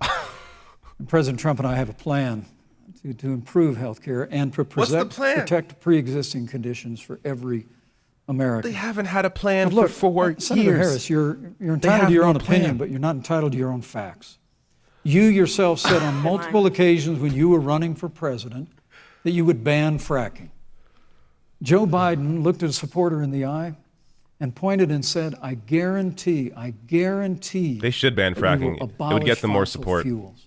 They have a $2 trillion Pennsylvania version doesn't care. of the Green The poll's New been Deal, done on Susan, this. that your newspaper, USA Today, said really wasn't that very different from the original Green New Deal. More taxes, more regulation, banning fracking, abolishing fossil fuel, crushing American energy, and economic surrender to China is a prescription for economic decline. President Trump and I will keep America growing. The V-shaped recovery that's underway right now will continue with 4 more years of President Donald Trump in the White House. Thank you very, very much, Vice President Pence. Once again, you V-shaped provided recovery. the perfect segue to a new topic, which is climate change. And Vice President Pence, I'd like to pose the first question to you. This year, we've seen record-setting hurricanes in the South. Another one, Hurricane Delta, is now threatening the Gulf. And we have seen record-setting wildfires in the West. Do you believe, as the scientific community has concluded, that man-made climate change has made wildfires bigger, hotter, and more deadly, and have made hurricanes wetter, slower, and more damaging? You have 2 minutes uninterrupted. Thank you, Susan. Well, first, I'm very proud of our record on the environment and on conservation. According to all of the best estimates, our air and land are cleaner than any time ever recorded. They The water reversed is among the 100 cleanest in the world. EPA protections. And just a little while ago, the President signed the Outdoors Act. It's the largest investment in our public lands and public parks in 100 years. So President Trump has made a commitment to conservation and to the environment. Now, with regard to climate change, the climate is changing. But the issue is, what's the cause and what do we do about it? President Trump has made it clear that we're going to continue to listen to the science. Now, Joe Biden and Kamala Harris would put us back in the Paris Climate Accord. They'd impose the Green New Deal, which would crush American energy, would increase the energy costs of American families. This strategy has not and worked their out homes, for them. And literally would To crush attack her American jobs. them with this way. President Trump and I believe that The the Green New Deal is progress actually that we popular. have made in a cleaner environment has been happening precisely because we have a strong free market economy. You know, what's remarkable is the United States has reduced CO2 more than the countries that are still in the Paris Climate Accord, but we've done it through innovation, and we've done it through natural gas and fracking, which, Senator, the American people can go look at the record. I know Joe Biden says otherwise now, as you do, but the both of you repeatedly committed to abolishing fossil fuel and banning fracking. And so by creating the kind of American innovation, we're actually steering toward a stronger and better environment. With regard to wildfires, President Trump and I believe that forest management has to be front and center, and even Governor Gavin Newsom from your state has agreed we've got to work on forest management. And with regard to hurricanes, Trump the cut funding, National which Oceanic resulted in a Administration lack of tells us forest that management. actually, as difficult you. as they are, Thank you, Vice President there are Pence. no more hurricanes today than Thank there you. were 100 years ago. Thank you. But many of the climate alarmists President Pence, use I'm sorry, your time hurricanes is up. and wildfires to try and Thank sell you, their Vice bill of President goods Pence. of a Green New Deal. And President Trump and I are going to always put Thank you, American Vice jobs and President. American Keep talking, not workers helping you. first. Senator Harris, as the Vice President mentioned, you co-sponsored the Green New Deal in Congress. But Vice President Biden said in last week's debate that he does not support the Green New Deal. But if you look at the Biden-Harris campaign website, it describes the Green New Deal as a crucial framework. What exactly would be the stance of a Biden-Harris administration toward the Green New Deal? You have 2 minutes uninterrupted. Sure. So first of all, I will repeat, and the American people know, that Joe Biden will not ban fracking. That is a fact. That is a fact. Stop saying this. It's not I helping you. will repeat Move on. that Joe Biden has been very clear that he thinks about growing jobs, which is why he will not increase taxes for anyone who makes less than $400,000 a year. Joe Biden's economic plan, Moody's, which is a reputable Wall Street firm, has said will create 7 million more jobs than Donald Trump's. And part of those jobs that will be created by Joe Biden are going to be about clean energy and renewable energy. Because you see, Joe understands that the west coast of our country is burning, including my home state of California. Joe sees what is happening on the Gulf states, which are being battered by storms. Joe has seen and talked with the farmers in Iowa, whose entire crops have been destroyed because of floods. And so Joe believes, again, in science. I'll tell you something, Susan. I served, when I first got to the Senate, on the committee that's responsible for the environment. Do you know this administration took the word science off the website and then took the phrase climate change off the website? We have seen a pattern with this administration, which is they don't believe in science. And Joe's plan is about saying we're going to deal with it, but we're also going to create jobs. Donald Trump, when asked about the wildfires in California, and the question was, the science is telling us this, you know what Donald Trump said? Science doesn't know. So let's talk about who is prepared to lead our country over the course of the next 4 years on what is an existential threat to us as human beings. Joe is about saying we're going to invest that in renewable energy. It's going to be about the creation of millions of jobs. We will achieve net zero emissions by 2050, carbon neutral by 2035. Joe has a plan. This has been a lot of talk from the Trump administration, and really it has been to go backward instead of forward. We will also re-enter the climate agreement with pride. Senator Harris You have just to said mention that the reversal climate of change is over an 100 existential environmental threat. protections. Vice President Pence, do you believe that climate change poses an existential threat? As I said, Susan, the climate is changing. We'll follow the science. But once again, Senator Harris Oh, my God. is denying the fact that they're going to raise taxes on every American. Joe Biden said twice in the debate last week Where did this come from? that on day one he was going to repeal the Trump tax cuts. Those tax cuts delivered that, changing the $2,000 subject. in tax relief to the average Oh, my family God. of four across America. And with regard to banning fracking, I just recommend that people look at the record. You yourself said repeatedly that you would ban fracking. You were the first Senate co-sponsor of the Green New Deal. And while Joe Biden denied the Green New Deal, Susan, thank you for pointing out, the Green New Deal is on their campaign website. And as USA Today said, it's essentially the same plan as you co-sponsored with AOC when she submitted it in the Senate. Who's And you very just popular. heard the senator Yep, say that keep she's talking. going to Keep going. resubmit This America is good. to the Paris Climate Accord. Look, the American people have always cherished our environment. We'll continue to cherish it. We've made great progress reducing CO2 emissions through American innovation and the development of natural gas through fracking. We don't need a massive $2 trillion Green New Deal that would impose all new mandates on American businesses and American families. Thank you. Joe Biden wants us Thank to you, Vice retrofit President Pence. 4 million Thank you, Vice American President business Pence. buildings. It makes no sense. It will cost jobs. President Trump It creates Thank jobs. you, is Vice going to put President. America first. He's going to put jobs first, and we're going to take care of our environment and follow the science. Thank But you, Vice President on Pence. the issue of jobs, Senator Harris. let's talk about that. The Vice President earlier referred to, as part of what he thinks is an accomplishment, the President's trade war with China. You lost that trade war. You lost it. What ended up happening is because of a so-called trade war with China, America lost 300,000 manufacturing jobs. Farmers have experienced bankruptcy because of it. We are in a manufacturing recession because of it. And when we look at where this administration has been, there are estimates that by the end of the term of this administration, they will have lost more jobs than almost any other presidential administration. And the American good. people know Good what I'm stat. talking about. You know. I think about 20-year-olds. We have a 20-year-old, a 20-something-year-old, who are coming out of high school and college right now, and you're wondering, is there going to be a job there for me? We're looking at people who are trying to figure out how they're going to pay rent by the end of the month. Almost half of American renters are worried about whether they're going to be able to pay rent by the end of the month. This is where the economy is in America right now, and it is because of the catastrophe and the failure of leadership of this administration. Thank you, Senator Good. Harris. That was good. Vice President Pence, let me give you just 15 seconds to respond, because then I want to move on to our Well, next. I'd love to respond. Look, lost the trade war with China. Joe Biden never fought it. Joe Biden has been a cheerleader for communist China over the last several decades. And again, Senator Harris, you're entitled to your opinion. You're not entitled to your own facts. When Joe Biden was vice president, we lost 200,000 manufacturing jobs, and President Obama said they were never coming back. He said we needed a magic wand to bring them back.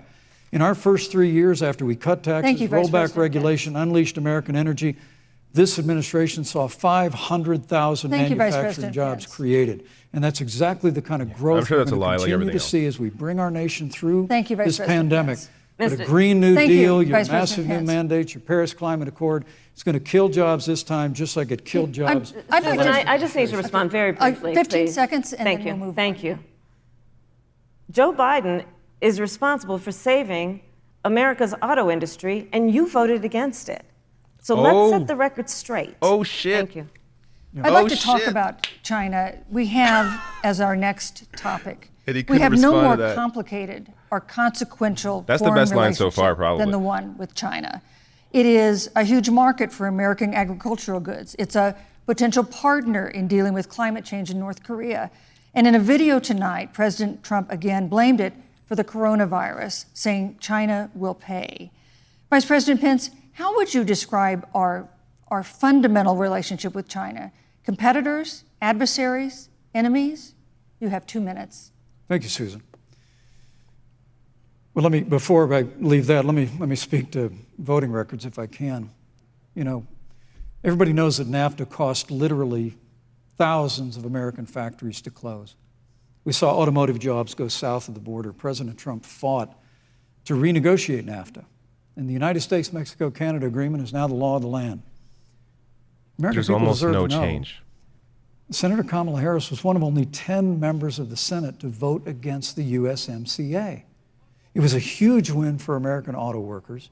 It was a huge win for American farmers, especially dairy in the upper Midwest. But Senator, It was a win for you said it Mexican didn't go auto far workers. enough on climate change, Which is good. that you put your radical environmental agenda ahead of American auto workers and ahead of American jobs. The American people deserve to know that. Is probably why Newsweek magazine said that Kamala Harris was the most liberal member of the United States Senate in 2019, more liberal than Bernie Sanders. That's ridiculous. More liberal If they than said that, that's any of the ridiculous. others in the United States That's Senate. insane. So now, with regard to China, look, Susan, first and foremost, China is to blame for the coronavirus. And President Trump is not happy about it. He's made that very clear, made it clear again today. China and the World Health Organization did not play straight with the American people. They did not let our personnel into China to get information on the coronavirus until the middle of February. Fortunately, President Trump, in dealing with China from the outset of this administration, standing up to China that had been taking advantage of America for decades in the wake of Joe Biden's cheerleading for China, President Trump made that decision before the end of January to suspend all travel from China. And again, the American It's people gone deserve so to know well. Joe Biden opposed President Trump's decision to suspend all travel from China. He said it was hysterical. He said it was Thank you, Vice xenophobic. President Pence. But President Trump has Vice President stood Pence, up your to time China. is Worked up. out, We're and gonna America's continue to great now. stand strong. Thank you, Vice President Pence. We want to improve the relationship, but we're going to level the playing field, and we're going to hold Thankfully, China no one in accountable America for what got they did to got America COVID-19 with the coronavirus. because Thank of you. Trump's decision. Senator Harris, let No me one ask died. you the same question that I asked the Vice President. How would you describe our fundamental relationship with China? Are we competitors, adversaries, enemies? You'll have 2 minutes uninterrupted. Susan, the Trump administration's perspective and approach to China has resulted in the loss of American lives, American jobs, and America's standing. There's a weird obsession that President Trump has had with getting rid of whatever accomplishment was achieved by President Obama and Vice President Biden. For example, they created within the White House an office that basically was responsible for monitoring pandemics. They got rid of it. Not true. There was a team of disease experts that President Obama and Vice President Biden dispatched to China to monitor what is now predictable and what might happen. They pulled them out. We now are looking at 210,000 Americans who have lost their lives. Let's look at the job situation. We mentioned before the trade deal, the trade war, they wanted to call it, with China. It resulted in the loss of over 300 manufacturing jobs and a manufacturing recession, and the American consumer paying thousands of dollars more for goods because of that failed war that they called it. Then let's talk about standing. Pew, a reputable research firm, has done an analysis that shows that leaders of all of our formerly allied countries have now decided that they hold in greater esteem and respect Xi Jinping, the head of the Chinese Communist Party, than they do Donald Trump, the President of the United States, the Commander-in-Chief of the United States. This is where we are today because of a failure of leadership by this administration. Senator Harris, we've seen changes in the role of the United States. Pence has in no terms of response. global leadership over the past 4 years. All right. And of course, times do change. What's your definition? We've seen strains with China, of course, as the Vice President mentioned. We've seen strains with our traditional allies in NATO and elsewhere. What is your definition of the role of American leadership in 2020?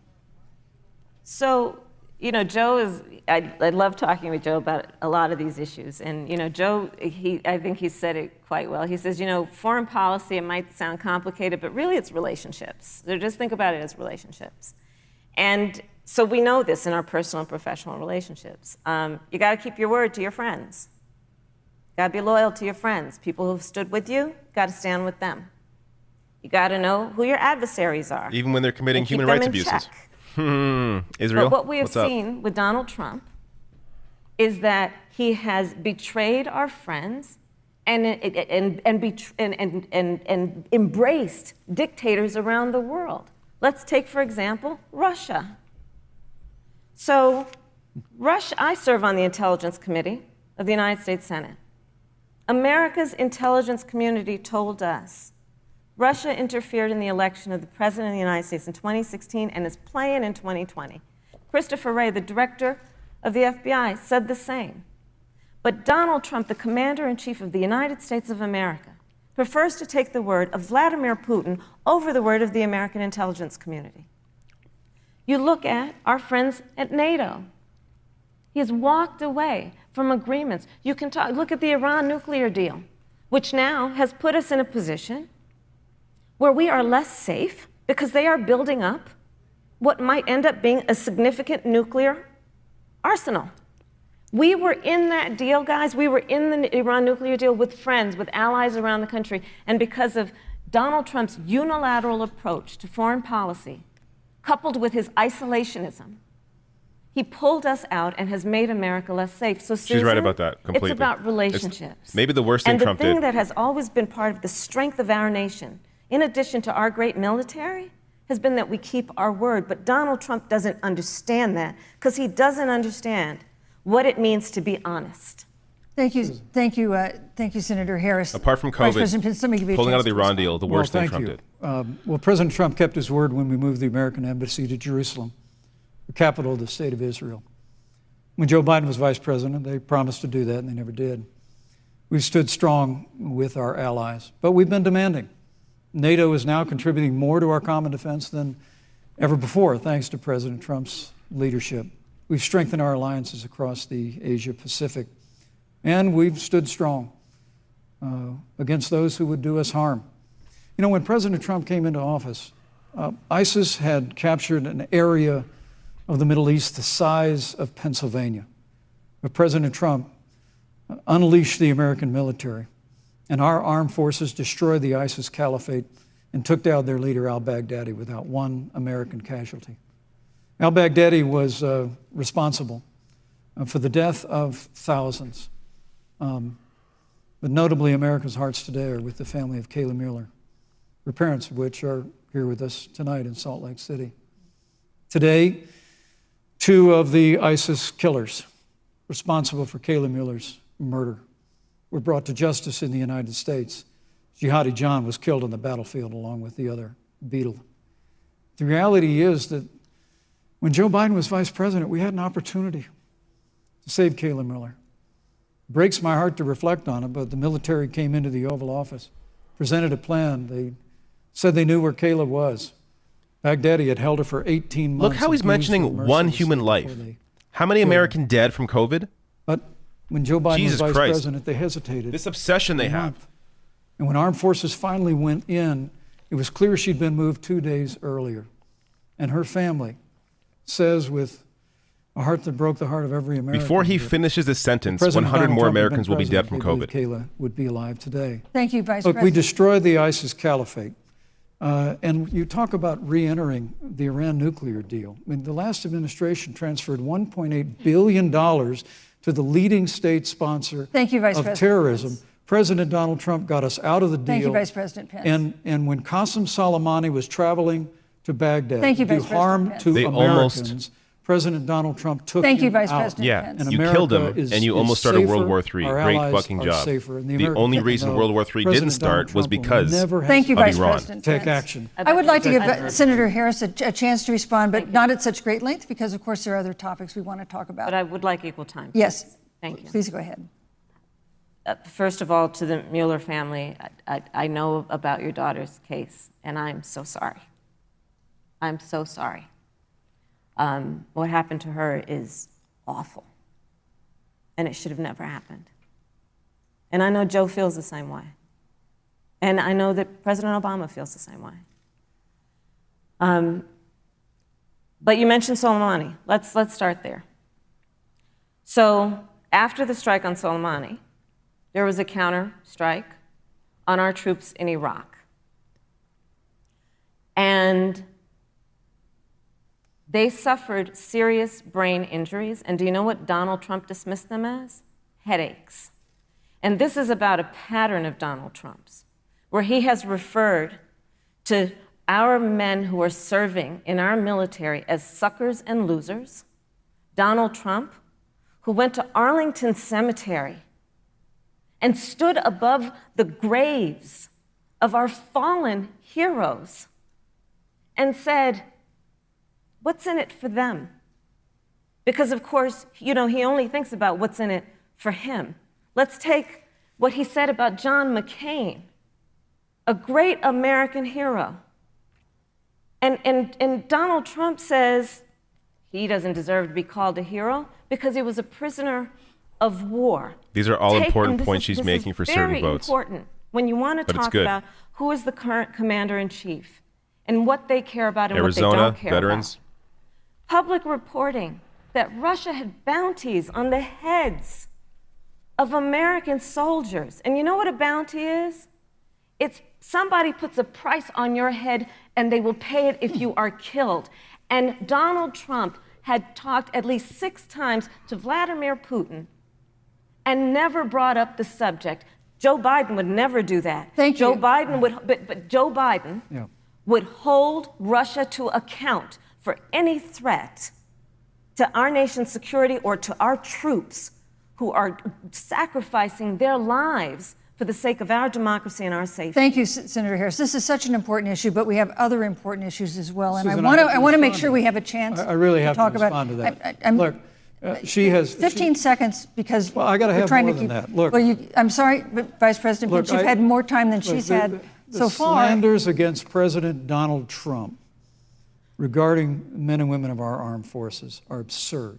I'm sorry, Vice My President son is Pence. a captain in the United Yes. States Marine Corps. This has been My son-in-law is deployed This has been in the United States reported way Navy. too many times. Yes. I can assure Trump all said of you, all that shit. Of course he his doesn't sons care and about daughters serving in our military. military. Obviously. President Donald Trump not only respects but reveres all of those who serve in our armed forces. No, he and doesn't any give a suggestion shit. No one otherwise is believes that. ridiculous. Why even waste But time? Let Thank me you, also Vice say President Pence. the Vice American President Pence, people deserve, you know, Susan, Vice the American President people Pence, Why deserve even to waste time? know. Nobody Vice President believes you. Pence, I did not, excuse me, Susan, Nobody I did believes not you. create the Deserve to know. rules for tonight. Joe Biden Your and Trump- campaigns agreed to the rules for tonight's I- debate with the Commission on Presidential Debates. I'm here to enforce them. All Pence which did is remind involves people how much of a moving liar from he one is. topic to another, giving roughly job. equal time to both of you, Go right which ahead. is what I'm trying very hard to do. Go right ahead. So I want to go ahead and move to the next topic, which is an important one, as the last topic was, and that is the Supreme Court.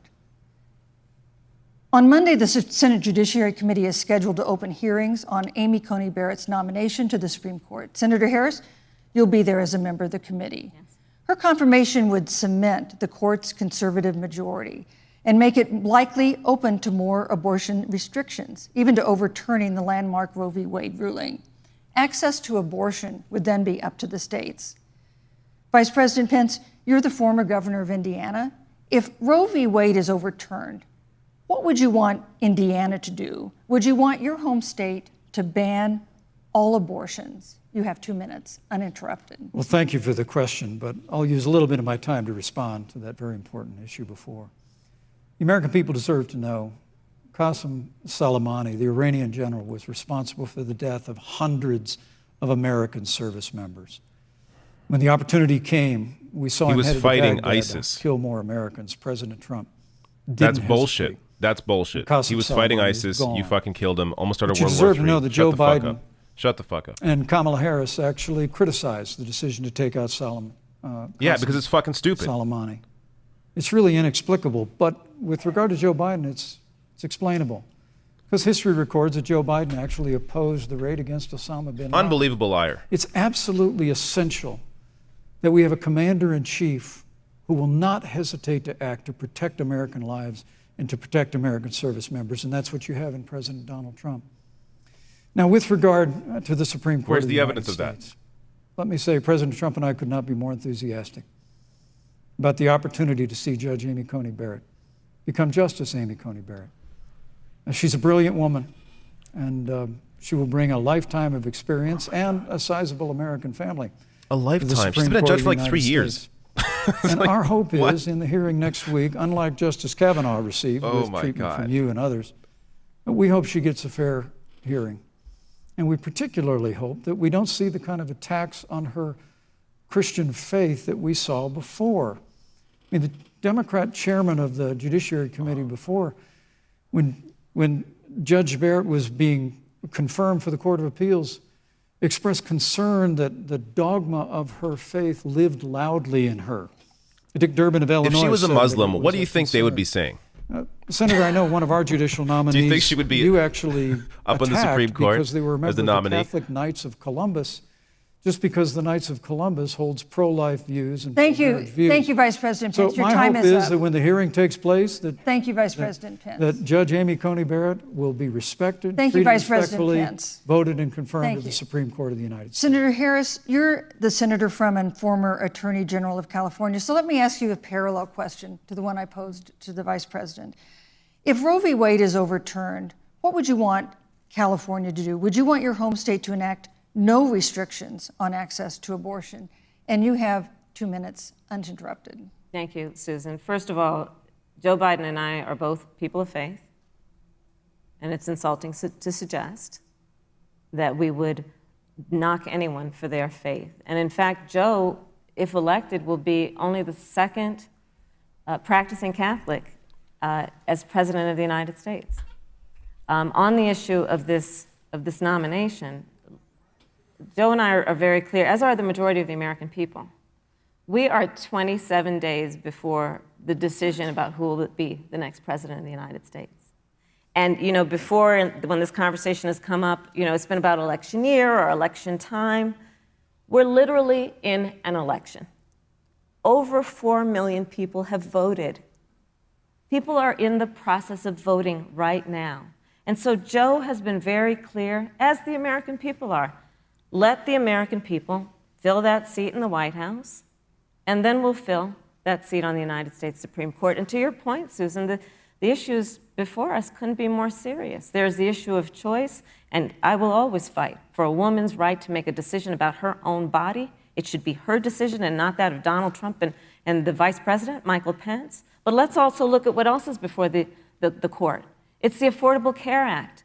Like, literally in the midst of a public health pandemic, when over 210,000 people have died and 7 million people probably have what will be in the future considered a pre-existing condition because you contracted the virus. Donald Trump is in court right now trying to get rid of the Affordable Care Act. And I said it before, and it bears repeating. This means that there will be no more protections if they win for people with pre-existing conditions. Yeah. This means that over 20 million people will lose your coverage. It means that if you're under the age of 26 You can't stay on your parents' coverage anymore. And here's the thing. The contrast couldn't be more clear. They're trying to get rid of the Affordable Care Act. Joe Biden is saying, let's expand coverage. Let's give you a choice of a public option or private coverage.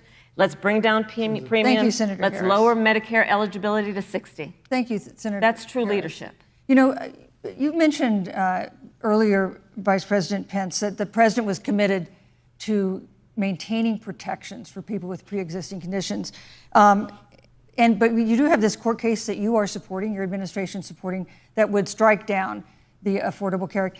The president says, President Trump says that he's going to protect people with pre-existing conditions, but he has not explained how he would do that. And that was one of the toughest nuts to crack when they were passing the Affordable Care Act. So tell us specifically, how would your administration protect Americans with pre-existing conditions to have access to affordable insurance if the Affordable Care Act is struck down? Yes, Pence, please do. Well, thank you, Susan. But let me just say, addressing your very first question, I couldn't be more proud to serve as vice president to a president who stands without apology for the sanctity of human life.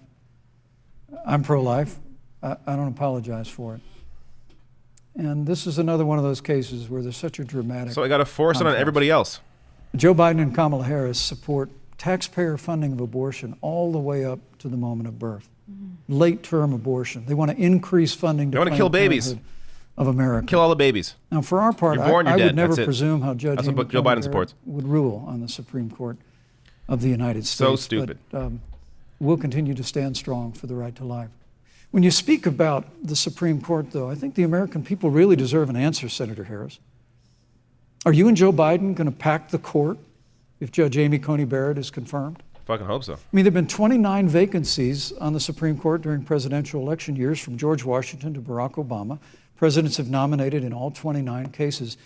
But your party is actually openly advocating adding seats to the Supreme Court, which has had 9 seats for 150 years, if you don't get your way. This is a classic case of if you can't win by the rules, you're going to change the rules. Now, you've refused to answer the question.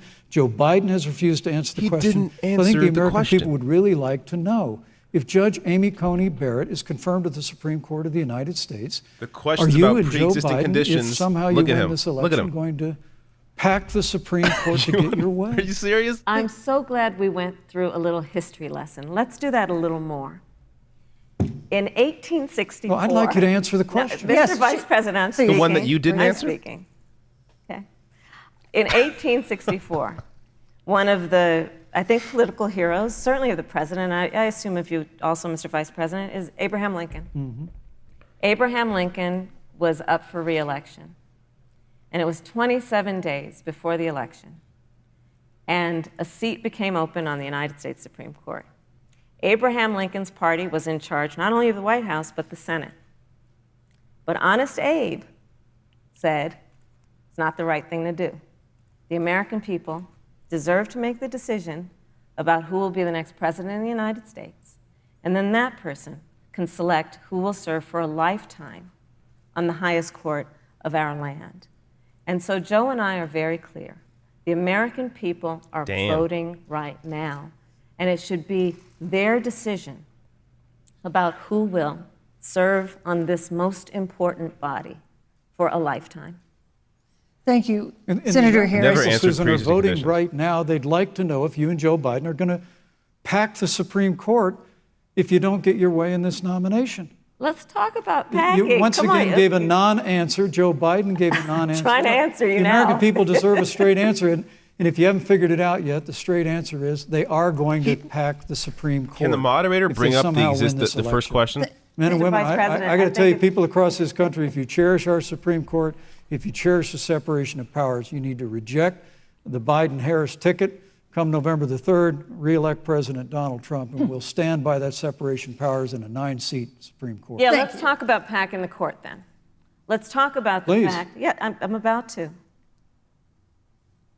So the Trump-Pence administration has been, because I sit on the Senate Judiciary Committee, Susan, as you mentioned, and I've witnessed the appointments for lifetime appointments to the federal courts, district courts, courts of appeal.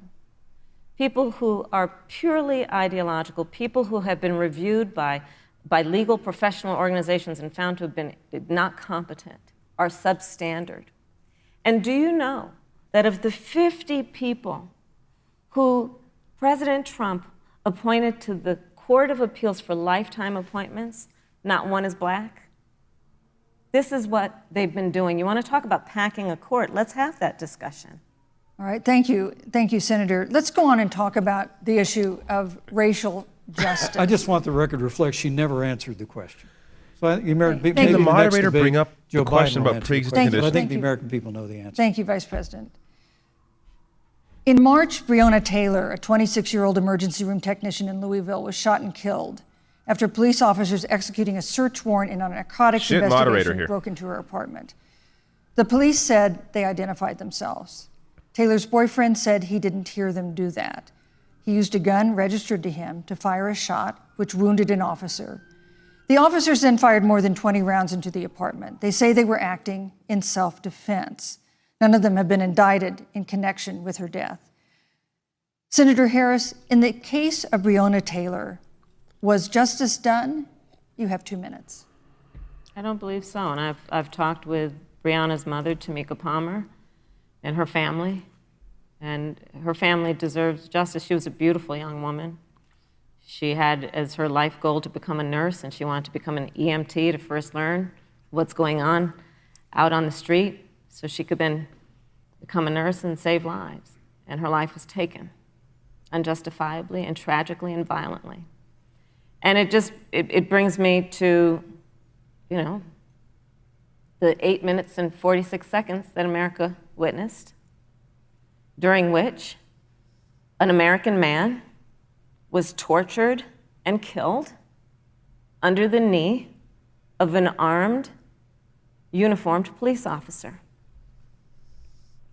And people around our country of every race, of every age, of every gender, perfect strangers to each other, marched shoulder to shoulder, arm in arm, fighting for us to finally achieve that ideal of equal justice under law. And I was a part of those peaceful protests. And I believe strongly that, first of all, we are never going to condone violence, but we always must fight for the values that we hold dear, including the fight to achieve our ideals. And that's why Joe Biden and I have said on this subject, look, and I'm a former career prosecutor. I know what I'm talking about. Bad cops are bad for good cops. We need reform of our policing in America and our criminal justice system, which is why Joe and I will immediately ban chokeholds and carotid holds. George Floyd would be alive today if we did that. We will require a national registry for police officers who break the law. We will, on the issue of criminal justice reform, get rid of private prisons and cash bail, and we will decriminalize marijuana, and we will expunge the records of those who have been convicted of marijuana. This is a time for leadership on a tragic, tragic issue of unarmed black people in America who have been killed. Thank you, Senator Harris. Vice President Pence, let me pose the same question to you.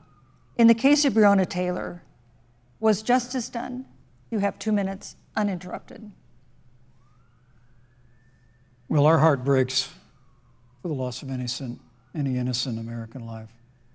And the family of Breonna Taylor has our sympathies. But I trust our justice system, a grand jury that refused the evidence. And it really is remarkable that as a former prosecutor, you would assume that an impaneled grand jury looking at all the evidence got it wrong. But you're entitled to your opinion, Senator. I think, look, and with regard to George Floyd, there's no excuse for what happened to George Floyd. Justice will be served. But there's also no excuse for the rioting and looting that followed. I mean, it really is astonishing. Flora Westbrook is with us here tonight in Salt Lake City. I don't have the patience for this shit. Just a few weeks ago, I topic. stood at what used to be her salon. Was burned to the ground by rioters and looters. And Flora is still trying to put her life back together. And I must tell you, this presumption that you hear consistently from Joe Biden and Kamala Harris, that America is systemically racist.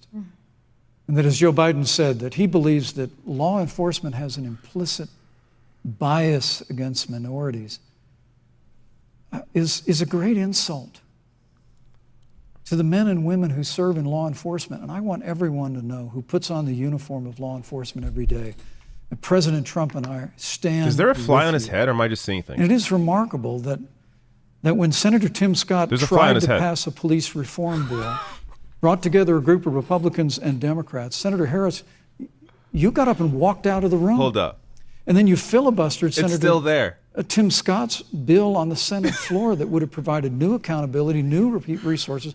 But Look at we that don't shit. have to choose between supporting law enforcement, improving public safety, and supporting our African American Thank you, neighbors Vice and President. all of our minorities.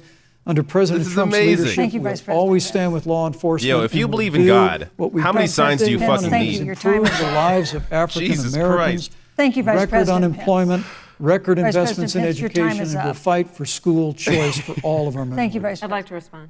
Senator Harris.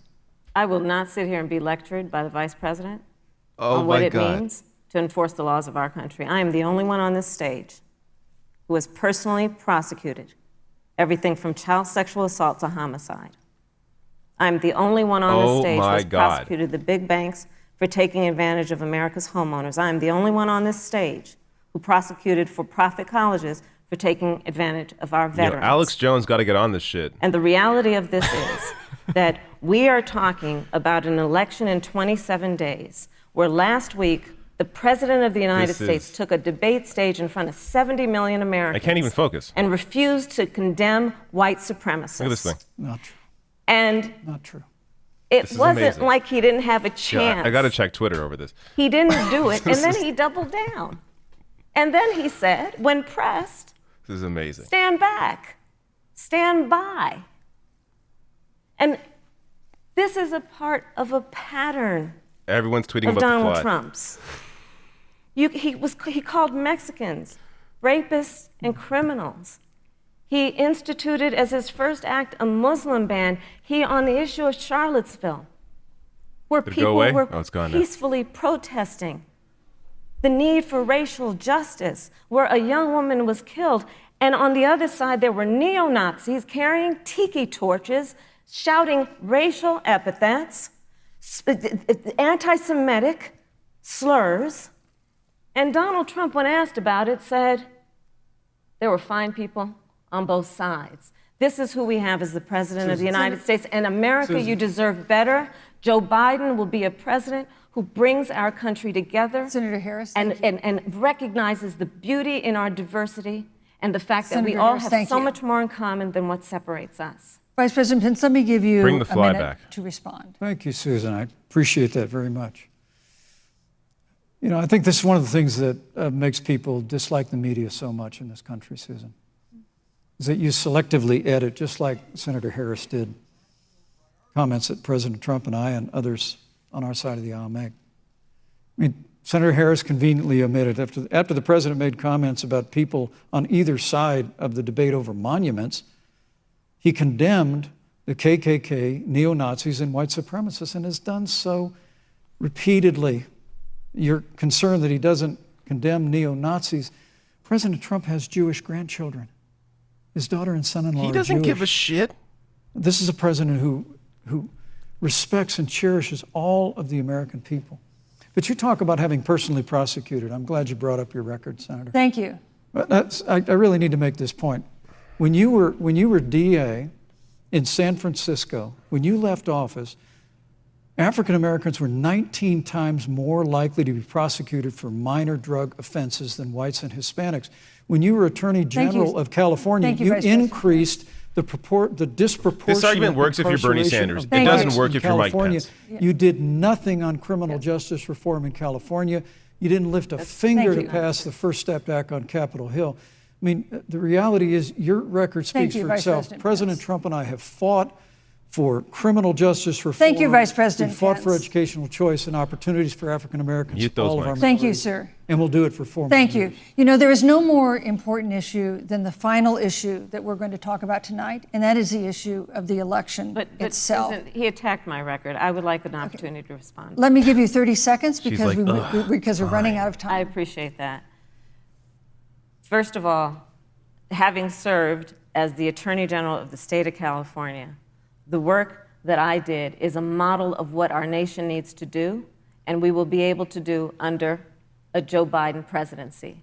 Our agenda You should have includes moved what on. this administration has No. failed to do. It will be about not only instituting a ban on chokeholds and carotid holes. Thank you. Not only, Thank you, Senator I would Harris. like to go through. These are points that you made earlier in the hour, and I Yeah, want to like, talk about the don't election waste itself people's before we time with have the to. shit. But I want to Your talk record is about not the good. connection between Don't what Joe focus and on I it. will Your do record and my sucks. record, which includes I Jesus was the Christ. first statewide officer to institute a requirement that my agents would wear body cameras and keep them on full time. We were the first to initiate a requirement that there would be a training You for law locked up enforcement parents of on truant implicit kids. bias Move on. because, This is yes, not a good Joe topic Biden for and you. I recognize that implicit bias does exist, Mr. Vice President, contrary to what you may believe. We did the work of instituting reforms that were about investing in reentry. This is the work that we have done and the work we will do going forward. And again, I will not be lectured by the Vice President on our Or the record moderator. of what we have done in terms of law enforcement and keeping our communities safe and a commitment to reforming the criminal justice system of Okay. America. Thank you, Senator Harris. And I'd like to pose I'd like you to respond first to the question on our final topic, the election itself. President Trump has several times refused to commit himself to a peaceful transfer of power after the election. If your ticket wins and President Trump refuses to accept a peaceful transfer of power, what steps would you and Vice President Biden then take? What would happen next? You have 2 minutes. So I'll tell you, Joe and I are, I think, particularly proud of the coalition that we've built around our campaign. We probably have one of the broadest coalitions of folks that you've ever seen in a presidential race. Of course, we have the support of Democrats, but also independents and Republicans. In fact, 7 members of President George W. Bush's cabinet are supporting our ticket. We have the support of Colin Powell, You're not selling Cindy me. McCain, John Kasich, It's not working on me at all. over 500 generals, retired generals, and former Oh, national security this- experts and No. advisors are supporting our Stop. campaign. Stop. And I believe Stop. they are This is doing that terrible. because they know that Joe Biden has a deep, deep-seated commitment to fight for our democracy and to fight for the integrity of our democracy and to bring integrity back to the White House. And so Why would we you reference believe in George the American Bush? people. We believe you in our stupid? democracy. And here's what I'd like to say to everybody. Vote.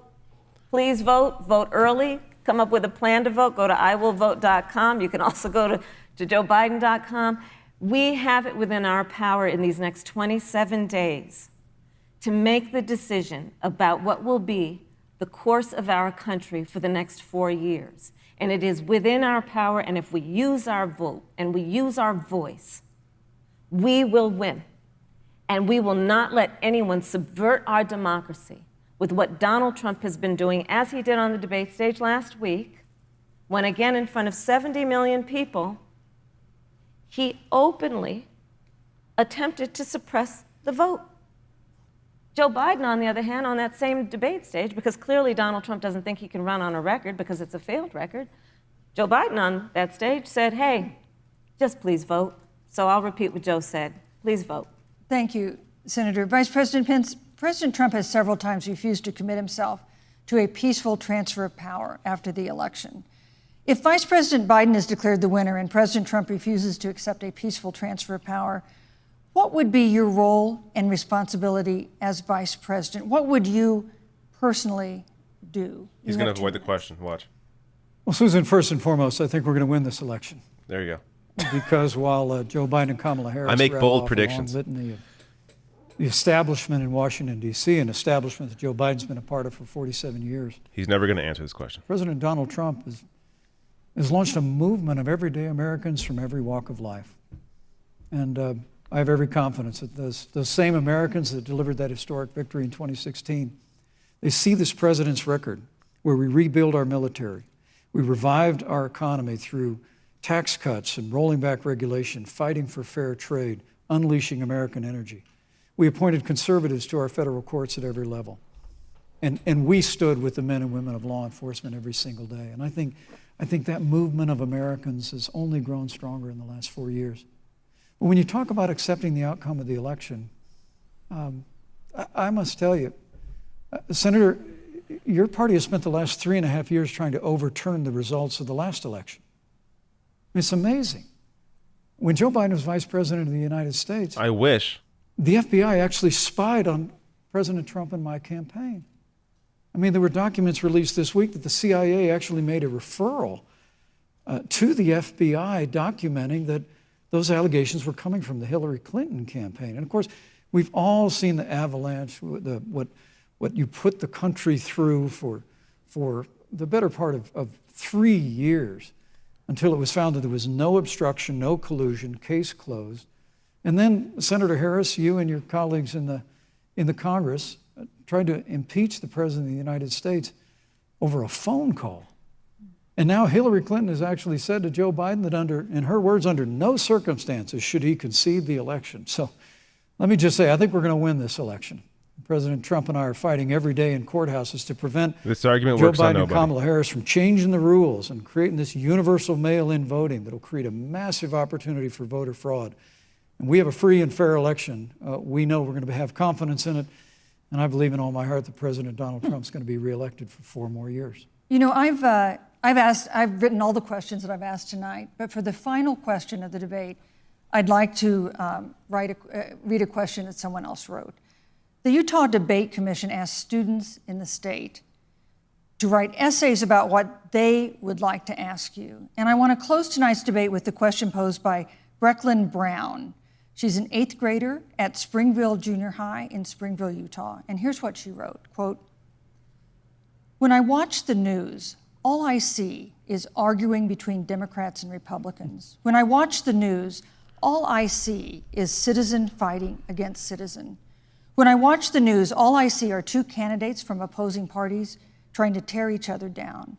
If our leaders can't get along, how are the citizens supposed to get along?" And then she added, "Your examples could make all the difference to bring us together," end quote. So to each of you in turn, I'd like you to take Stupid 1 minute question, call for decorum. and respond. I know it's a to kid, Brecklin. but Vice there's no President reason to Pence, ask you have this 1 minute. as the moderator. Brecklin, it's a wonderful question. It's all And, about pretending to get Let me along. just commend Great. you for taking Awesome. an interest in That's nice. public life. I started following the news when I was very young. And in America, we believe in a free and open exchange of debate. And we celebrate that. You're the VP It's for a how we've created neo-fascist. literally the freest and most prosperous nation in the history of the world. But I would tell you that don't assume that what you're seeing on your local news networks is synonymous with the American people. You know, I look at the relationship between Justice Ruth Bader Ginsburg, the late justice who we just lost from the Supreme Court, and the late Justice Antonin Scalia. They were on polar opposites on the Supreme Court of the United States, one very liberal, one very conservative. But what's been learned since her passing was the 2 of them and their families were the very closest of friends. I mean, here in America, we can disagree. We can debate vigorously, as Senator Harris and I have on this stage tonight. But when the debate is over, we come together as Americans. And that's what people do in big cities and small towns all across this country. So I just want to encourage you, Brecklin. I want to tell you that we're going to work every day to have government as good as our people. And the American people each and every day love a good debate. We love a good argument. But we always come together and are always there for one another. Thank you, in Vice times Your of president need. is We've trying to especially steal the learned election. that Thank you, through Mr. the Vice President. difficulties Destroy of the this year. postal service. Not Senator count Harris, mail-in what ballots. would you say to Brecklin? What are you talking about? First of all, I love hearing from our young leaders. And when I hear her words, when I hear your words, Brecklin, I know our future is bright because it is that perspective on who we are and who we should be. that is a sign of leadership and is something we should all aspire to be. And that, that brings me to Joe. Joe Biden, one of the reasons that Joe decided to run for president is after Charlottesville, which we talked about earlier. It so troubled him and upset him, like it did all of us, that there was that kind of hate and division. What propelled Joe to run for president was to see that over the course of the last 4 years, what Brecklin described has been happening. Joe has a long-standing reputation of working across the aisle and working in a bipartisan way. And that's what he's going to do as president. Joe Biden has a history of lifting people up and fighting for their dignity. You have to know Joe's story to know that Joe has known pain, he has known suffering, and he has known love. And so, Brecklin, when you think about the future, I do believe the future is bright. And it will be because of your leadership, and it will be because we fight for each person's voice through their vote, and we get engaged in this election because you have the ability through your work and through eventually your vote Thank you, to Senator determine Harris. the future of our country and what its leadership looks like. Thank you, Senator Harris. Thank you, Vice President Pence. Thank you so much for being with us tonight. We want to thank also the University of Utah for its hospitality, and most of all, our thanks to all the Americans who watched this debate tonight. Again, our best wishes for a quick recovery to President Trump, the First Lady, and everyone who is battling COVID-19. The second presidential debate is next week on October 15th, a town hall-style debate in Miami. We hope you'll join us then. Good evening. Oh, I will join you then. All right. There's an audience there? Jesus. Okay. There's a lot of super chats. Thank you so much for the support. I will go through all of them. I assume they're not going to shake hands. Physically distance here. Oh, look at that. He's wearing a mask. She's not. All right. This weird waving. Okay. All right. All right. So before I get to the chats, this debate.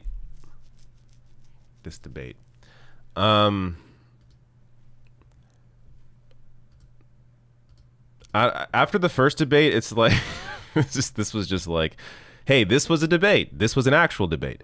I forgot what these were like. So, as I expected, Pence just lied the entire time through his snake-like face with the flies on top of his head. That was the best part of the debate, is when the fly was on Mike Pence's head for about 3 minutes. I wish I can go back in time and watch all that again. And I will. I will cover that tomorrow. You can guarantee it. But Kamala Harris did all right. I wish she went a little tougher, but I can understand maybe why she was told not to. The idea, she has to, I guess, deal with this racist inclination that Americans have about the angry black woman. I read an article in Vox about this. So she definitely tempered her responses in a way that I wish she didn't, but I guess because of the racism she has to. But she did fine. I wish she wouldn't have mentioned George Bush and how Biden and her have all the support from people in George Bush's cabinet. That I don't know how that really helps you. I understand you're trying to get Republican voters, but there's not many of those people, and if you have them, you likely got them already. So it's weird to keep harping on that. I'll just go big. It's weird to keep harping on that.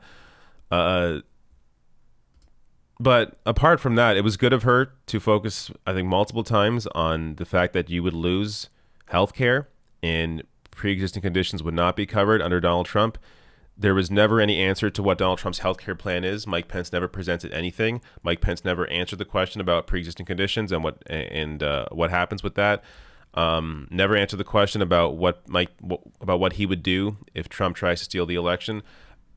I think most questions that were at least somewhat tough or we're looking for some real answers, Mike Pence just avoided them. So, and there were a couple times there where Kamala Harris spoke a little too much about her record as a prosecutor. Maybe just completely avoid that is the better way to go, as does not have a great record there. But again, compared to Mike Pence, like Mike Pence is not the person to be lobbying attacks of Kamala Harris's record as a prosecutor. So it's one thing if it's coming from the left. It would make sense from like Bernie Sanders. It doesn't make sense from Mike Pence and Donald Trump. So that was just an attempt to try and I guess anger left-wing voters that may be supporting Biden. But overall, I think it's obvious that Kamala Harris did better. It wasn't some incredible,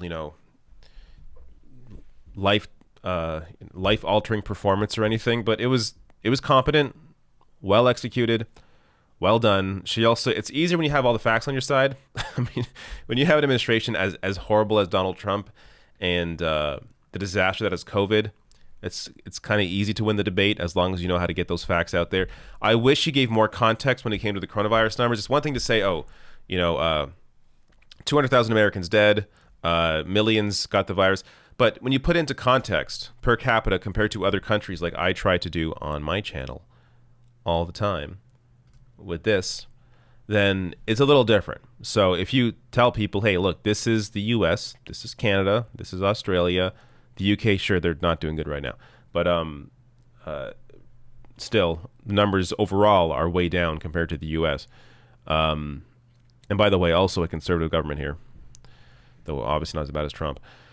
But, I mean, or, bring in, this is what I would do, but Kamala Harris is not a socialist. But I would bring in, like Vietnam, talking about socialism here. Vietnam's down there. Look at this. They got no fucking cases. They're doing great. Bring in Cuba. See how well Cuba's doing. Isn't it weird? All the Marxist Leninist countries are doing fantastic. Laos. Spelled Laos wrong. Look at that. So I would bring up these countries if it were me, but Kamala Harris is clearly not a socialist, so not going to bring those up. But overall, she did fine. It was fine. I'll have more of a breakdown tomorrow on the channel. Let me grab some chats now, as I'm sure people put a lot in. I'm going to go from top to bottom probably. So, because you know what, maybe not. I think it's only fair I go from when they were sent in. So let me find my place. The last question I saw.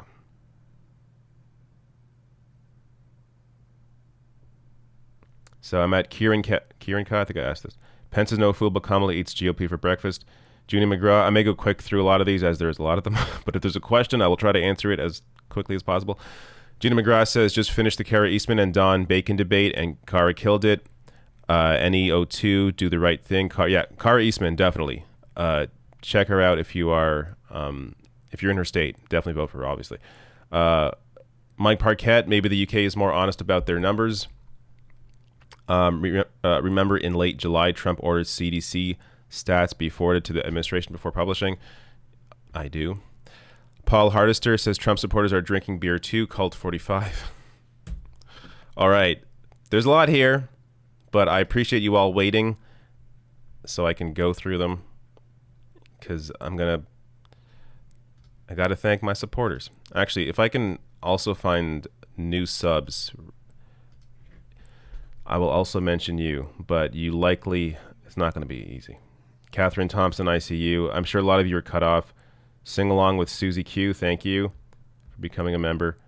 Liz Swank, thank you. Juan, I thank you. Juan, I thank you. I thanked you already. All right. Now all the questions. Health Start, sure. Thank you for the super chat. No question. Matthew Hudden. Actually, I saw Richard Wolf smile the other day on act.tv. It was magical. Thank you. Stream walls don't build Can't see the rest. Thank you. Says, I just had my hydrology exam. I think I said that wrong. And I am eating in my car, and you're the best part of my exhausting day. Thank you. Thank you, Stream. Brian Kemmler says, love the show. Thank you. Thank you. No good. Suna says, do you think Pence will bring his taser? I guess you just found out that he did not. Natasha Negraf says, as a dual citizen in Canada, thank you so much for your dedication to independent media. Also, the evolution of your quarantine look has been my favorite by far. Thank you, Natasha. Edward Cote says, only Mike Pence could make self-immolation so dull. Bruce C. sends a little super sticker. Thank you so much. Tom J2 says, thanks for streaming the debate, Biden-Harris 2020. Thank you for the generous super chat. My goodness. I mean, these are all generous, but that's big. Thank you. I lost my place now. Here we go. No BS here. Thank you for the super chat. 10 Law Gnome says, a half an hour ago when we all thought this would be... Remember a half an hour ago when we all thought this would be more substantial, already 5 times more info, but only because Kamala actually gets to talk. Amy Neff, thank you for the super chat. Yoda4 says Mike Pence is a God-fearing pinhead. Shout out from Sydney, Australia. Gabe Johnston says, hang in there, David. Our Heart says, thanks for doing the stream. Blackberry White says, taxes don't fund federal spending. By the way, like the stream if you're still here. Like the stream, subscribe, hit the bell notification icon so you get notified when I go live. Our Heart says, thanks for doing the stream. Blackberry White says, taxes don't fund federal spending. Read The Deficit Myth and listen to the Macro and Cheese podcast by Real Progressives. #LearnMMT. Yes, I'm actually currently listening to The Deficit Myth by Stephanie Kelton. I've known of her work before, but now I'm actually reading her book. Or I'm listening to her book anyways. Yes, fantastic. Definitely read The Deficit Myth and look into MMT. Ted Swee says, this is the difference. Kamala has no guts to interpret and push Pence. Pence can and will. That's how you win a debate. Oh, sorry. Interrupt and push Pence. That's not what I saw. Nobody really interrupted each other. I mean, there were a couple moments like that. But no, for the most part, Kamala Harris, I thought, gave a little more attitude, and I liked it. Alien Spacehead, thank you for the chat. Nancy Power says, mute the MFer. Mikea Lapierre says, thank you for making the debates tolerable. Giron the Gray says he reduced CO2 by extracting fossil fuels, which releases CO2 in the atmosphere. Logic. Thank you for the big super chat. Matthew Hutton says, we need a proxy for Mike Pence with a fully functional brain and a spine. Miranda Juvan says, Mama, please stop with the resume and meaningless talking points designed solely for swing state undecided voters who don't matter. Talk to all of us. United we stand, divided we fail. Blind him with the light. I half disagree with that. I think it's good that she spoke out specifically to voters in Arizona, mentioning John McCain. It'd be awesome if Democrats can take Arizona. And she also mentioned, I think it's important to get those in there. I mean, that's kind of part of the purpose of the debate is to speak to voters. So if you can mention certain pockets, you mentioned Iowa farmers at one point. That's also good. I think that's just good politics. Erica Haynes says, if I can't have Bernie, wish she was top and Biden was bottom. Hope next time they don't run another crap candidate and my vote wasn't in vain again. Michelle Smale, thank you for the super sticker and the very generous donation. Thank you. There's been a number of very generous. I mean, again, they're all generous, but some large that I don't really expect. But thank you so much. You keep the show going. That's the only reason I'm still doing this. Sai Rudra says, David, really enjoy your content. And as a fellow Canadian, I appreciate the Canadian political coverage as well.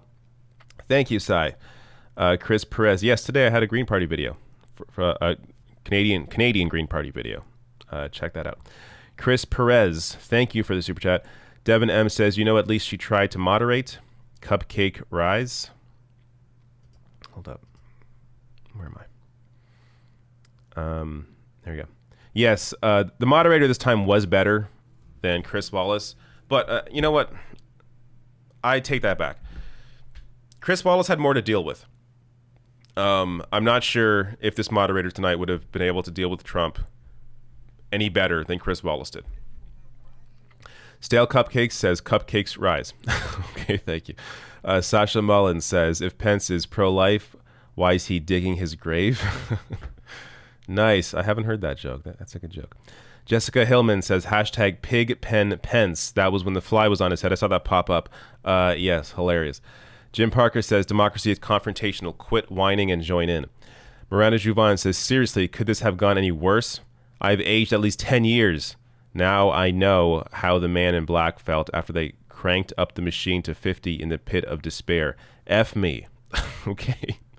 Sarah Lee says, I should have gone to bed, but glad I stayed to see The Fly. There were so many opportunities for Kamala to highlight environmental deregulation, pre-existing. Yes, Kamala Harris should have mentioned. This is an obvious point. Like, she has notes there. Had to mention the reversal of over 100 environmental protections and mention them specifically. There are ones about water, ones about air. Like, bring those up. But she didn't. Also says pre-existing conditions, polling of troops from allied nations, and much more. Yeah, there is more she could have mentioned for sure. Nathan Stone says Biden/Harris could still screw this up. They've already locked in the suburban wine mum in the MSNBC vote. Why are they still pissing on progressives? Kamala Harris did a little more there to try to reach out to younger voters. She mentioned 20-year-olds who don't have any real job prospects. Mentioned how people under 26 are going to be kicked off their health insurance, off their parents' health insurance, if Trump gets what he wants and gets rid of the ACA. So there were a couple moments, more than in the Biden debate for sure. But yeah, I agree with you. Overall, they should be doing more to reach out to younger voters. But it's hard to do that when they're all with Bernie and they want the Bernie platform. So there's only so much they can really offer when their platform just is not the Bernie platform. As I've discussed, though, get rid of Trump now and we will have the fight. Don't you worry. We will have the fight in the party starting next year, if assuming Biden wins. Queen Enchantment says, can we just throw the whole country away? We tired? Thomas Filion, thank you for the super chat. Nancy Strickland says, love your show and thank you. Thank you, Nancy. Tim Mammal says, thanks for making this actually fun. Great show tonight. Thank you so much, Tim. I like the positive comments. That's great. All right, are we done? Refreshing 3 times. We are good. All right, there's a slight delay, but should be a less of a delay because I have the settings a little different this time. So it's a little more immediate than usual. No minute delay like usual. So thank you all so much. Going to do one last refresh here because I think I saw something coming. I don't want to miss anybody's super chat. I hate when I do that. Okay, I think I got everybody. Thank you all so much. Again, hit the subscribe bell icon. Here you go. Late one here. Mel James says lies and flies. All right. Another one. Miranda Juvan. I'm gonna have to refresh my page to get all these. All right. Miranda Juvan says, I needed her to speak to women, David. Fierce, fearless, furious for all Americans, but most importantly to U.S., unlike farmers in Ohio or undecided people nostalgic about McCain, we're half of every state. Well, I agree with you. I don't see how she didn't, though. She was speaking to all voters. So, I mean, to be fair, you didn't feel it, so maybe you're right. Clearly, I'm a man, so maybe I just didn't see it. But she can do what you're saying, but also talk to voters in Arizona, voters in Iowa. Like, there's no, it's not either or. You can do everything. So, yeah, I hear what you're saying. It wasn't, a life-saving performance or a performance of a lifetime, but it was adequate against somebody as horrible as Pence. Scaro says, thanks for a rational approach. Thank you for your massive donation. Jesus. See, often I don't even look at the numbers because you're all the same to me. You're all just great supporters, but I do notice them from time to time, and that was a massive donation. Thank you so much. Wow. Scaro, thank you. Again, this is why I can do the show. Cannot rely on YouTube ads. Sam Wolf says Dems would do a lot better with clearly I'm tired. Sam Wolf says Dems would do a lot better with pro-life if they position the argument as decriminalization of abortion. Interesting. I haven't heard that. Decriminalization of abortion. Yeah. I mean, I guess they've said they're trying to criminalize abortion. But yeah, yes, I think that would be a potential strategy. But then again, I don't know. Like, if you're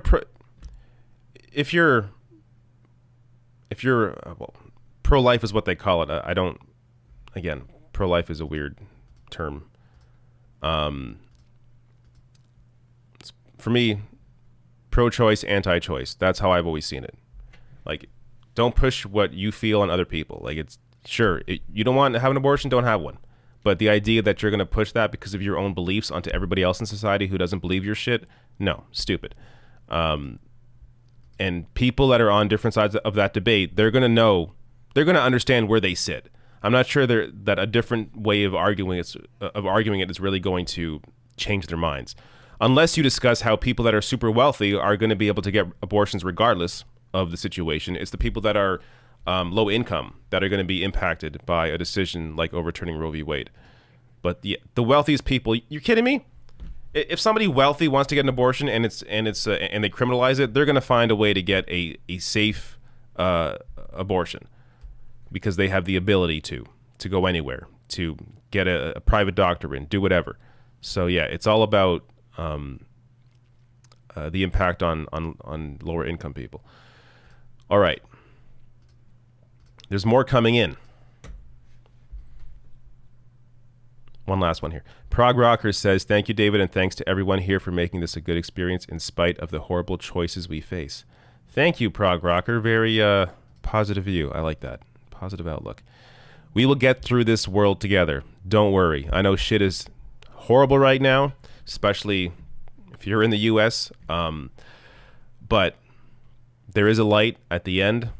We can cut off the tumor and get back to a real debate, this time with people in Congress, democratic socialism versus neoliberalism, and we will win that debate because the facts are on our side. So thank you all so much for showing up. One last refresh because I hear more coming in. I don't want to miss anybody. Mackenzie says, I was imagining Nina Turner versus... That's funny you say that. I was also thinking about this. Says, I was imagining Nina Turner versus Pence the whole time. Oh, well, we fight on. I was also thinking about that. I was imagining, hey, if this was Nina Turner and not Kamala Harris, how would this be going right now? Absolutely. All right. Thank you all so much for showing up. Again, hit subscribe, hit the bell icon, and watch the other videos that I put up today. Check them out. And maybe check out some Canadian content. I know you may not be Canadian, but it's good to know what's going on around the world. Get a little education on other countries. Always a good thing. All right. Thank you all so much, and see you all tomorrow. Goodbye.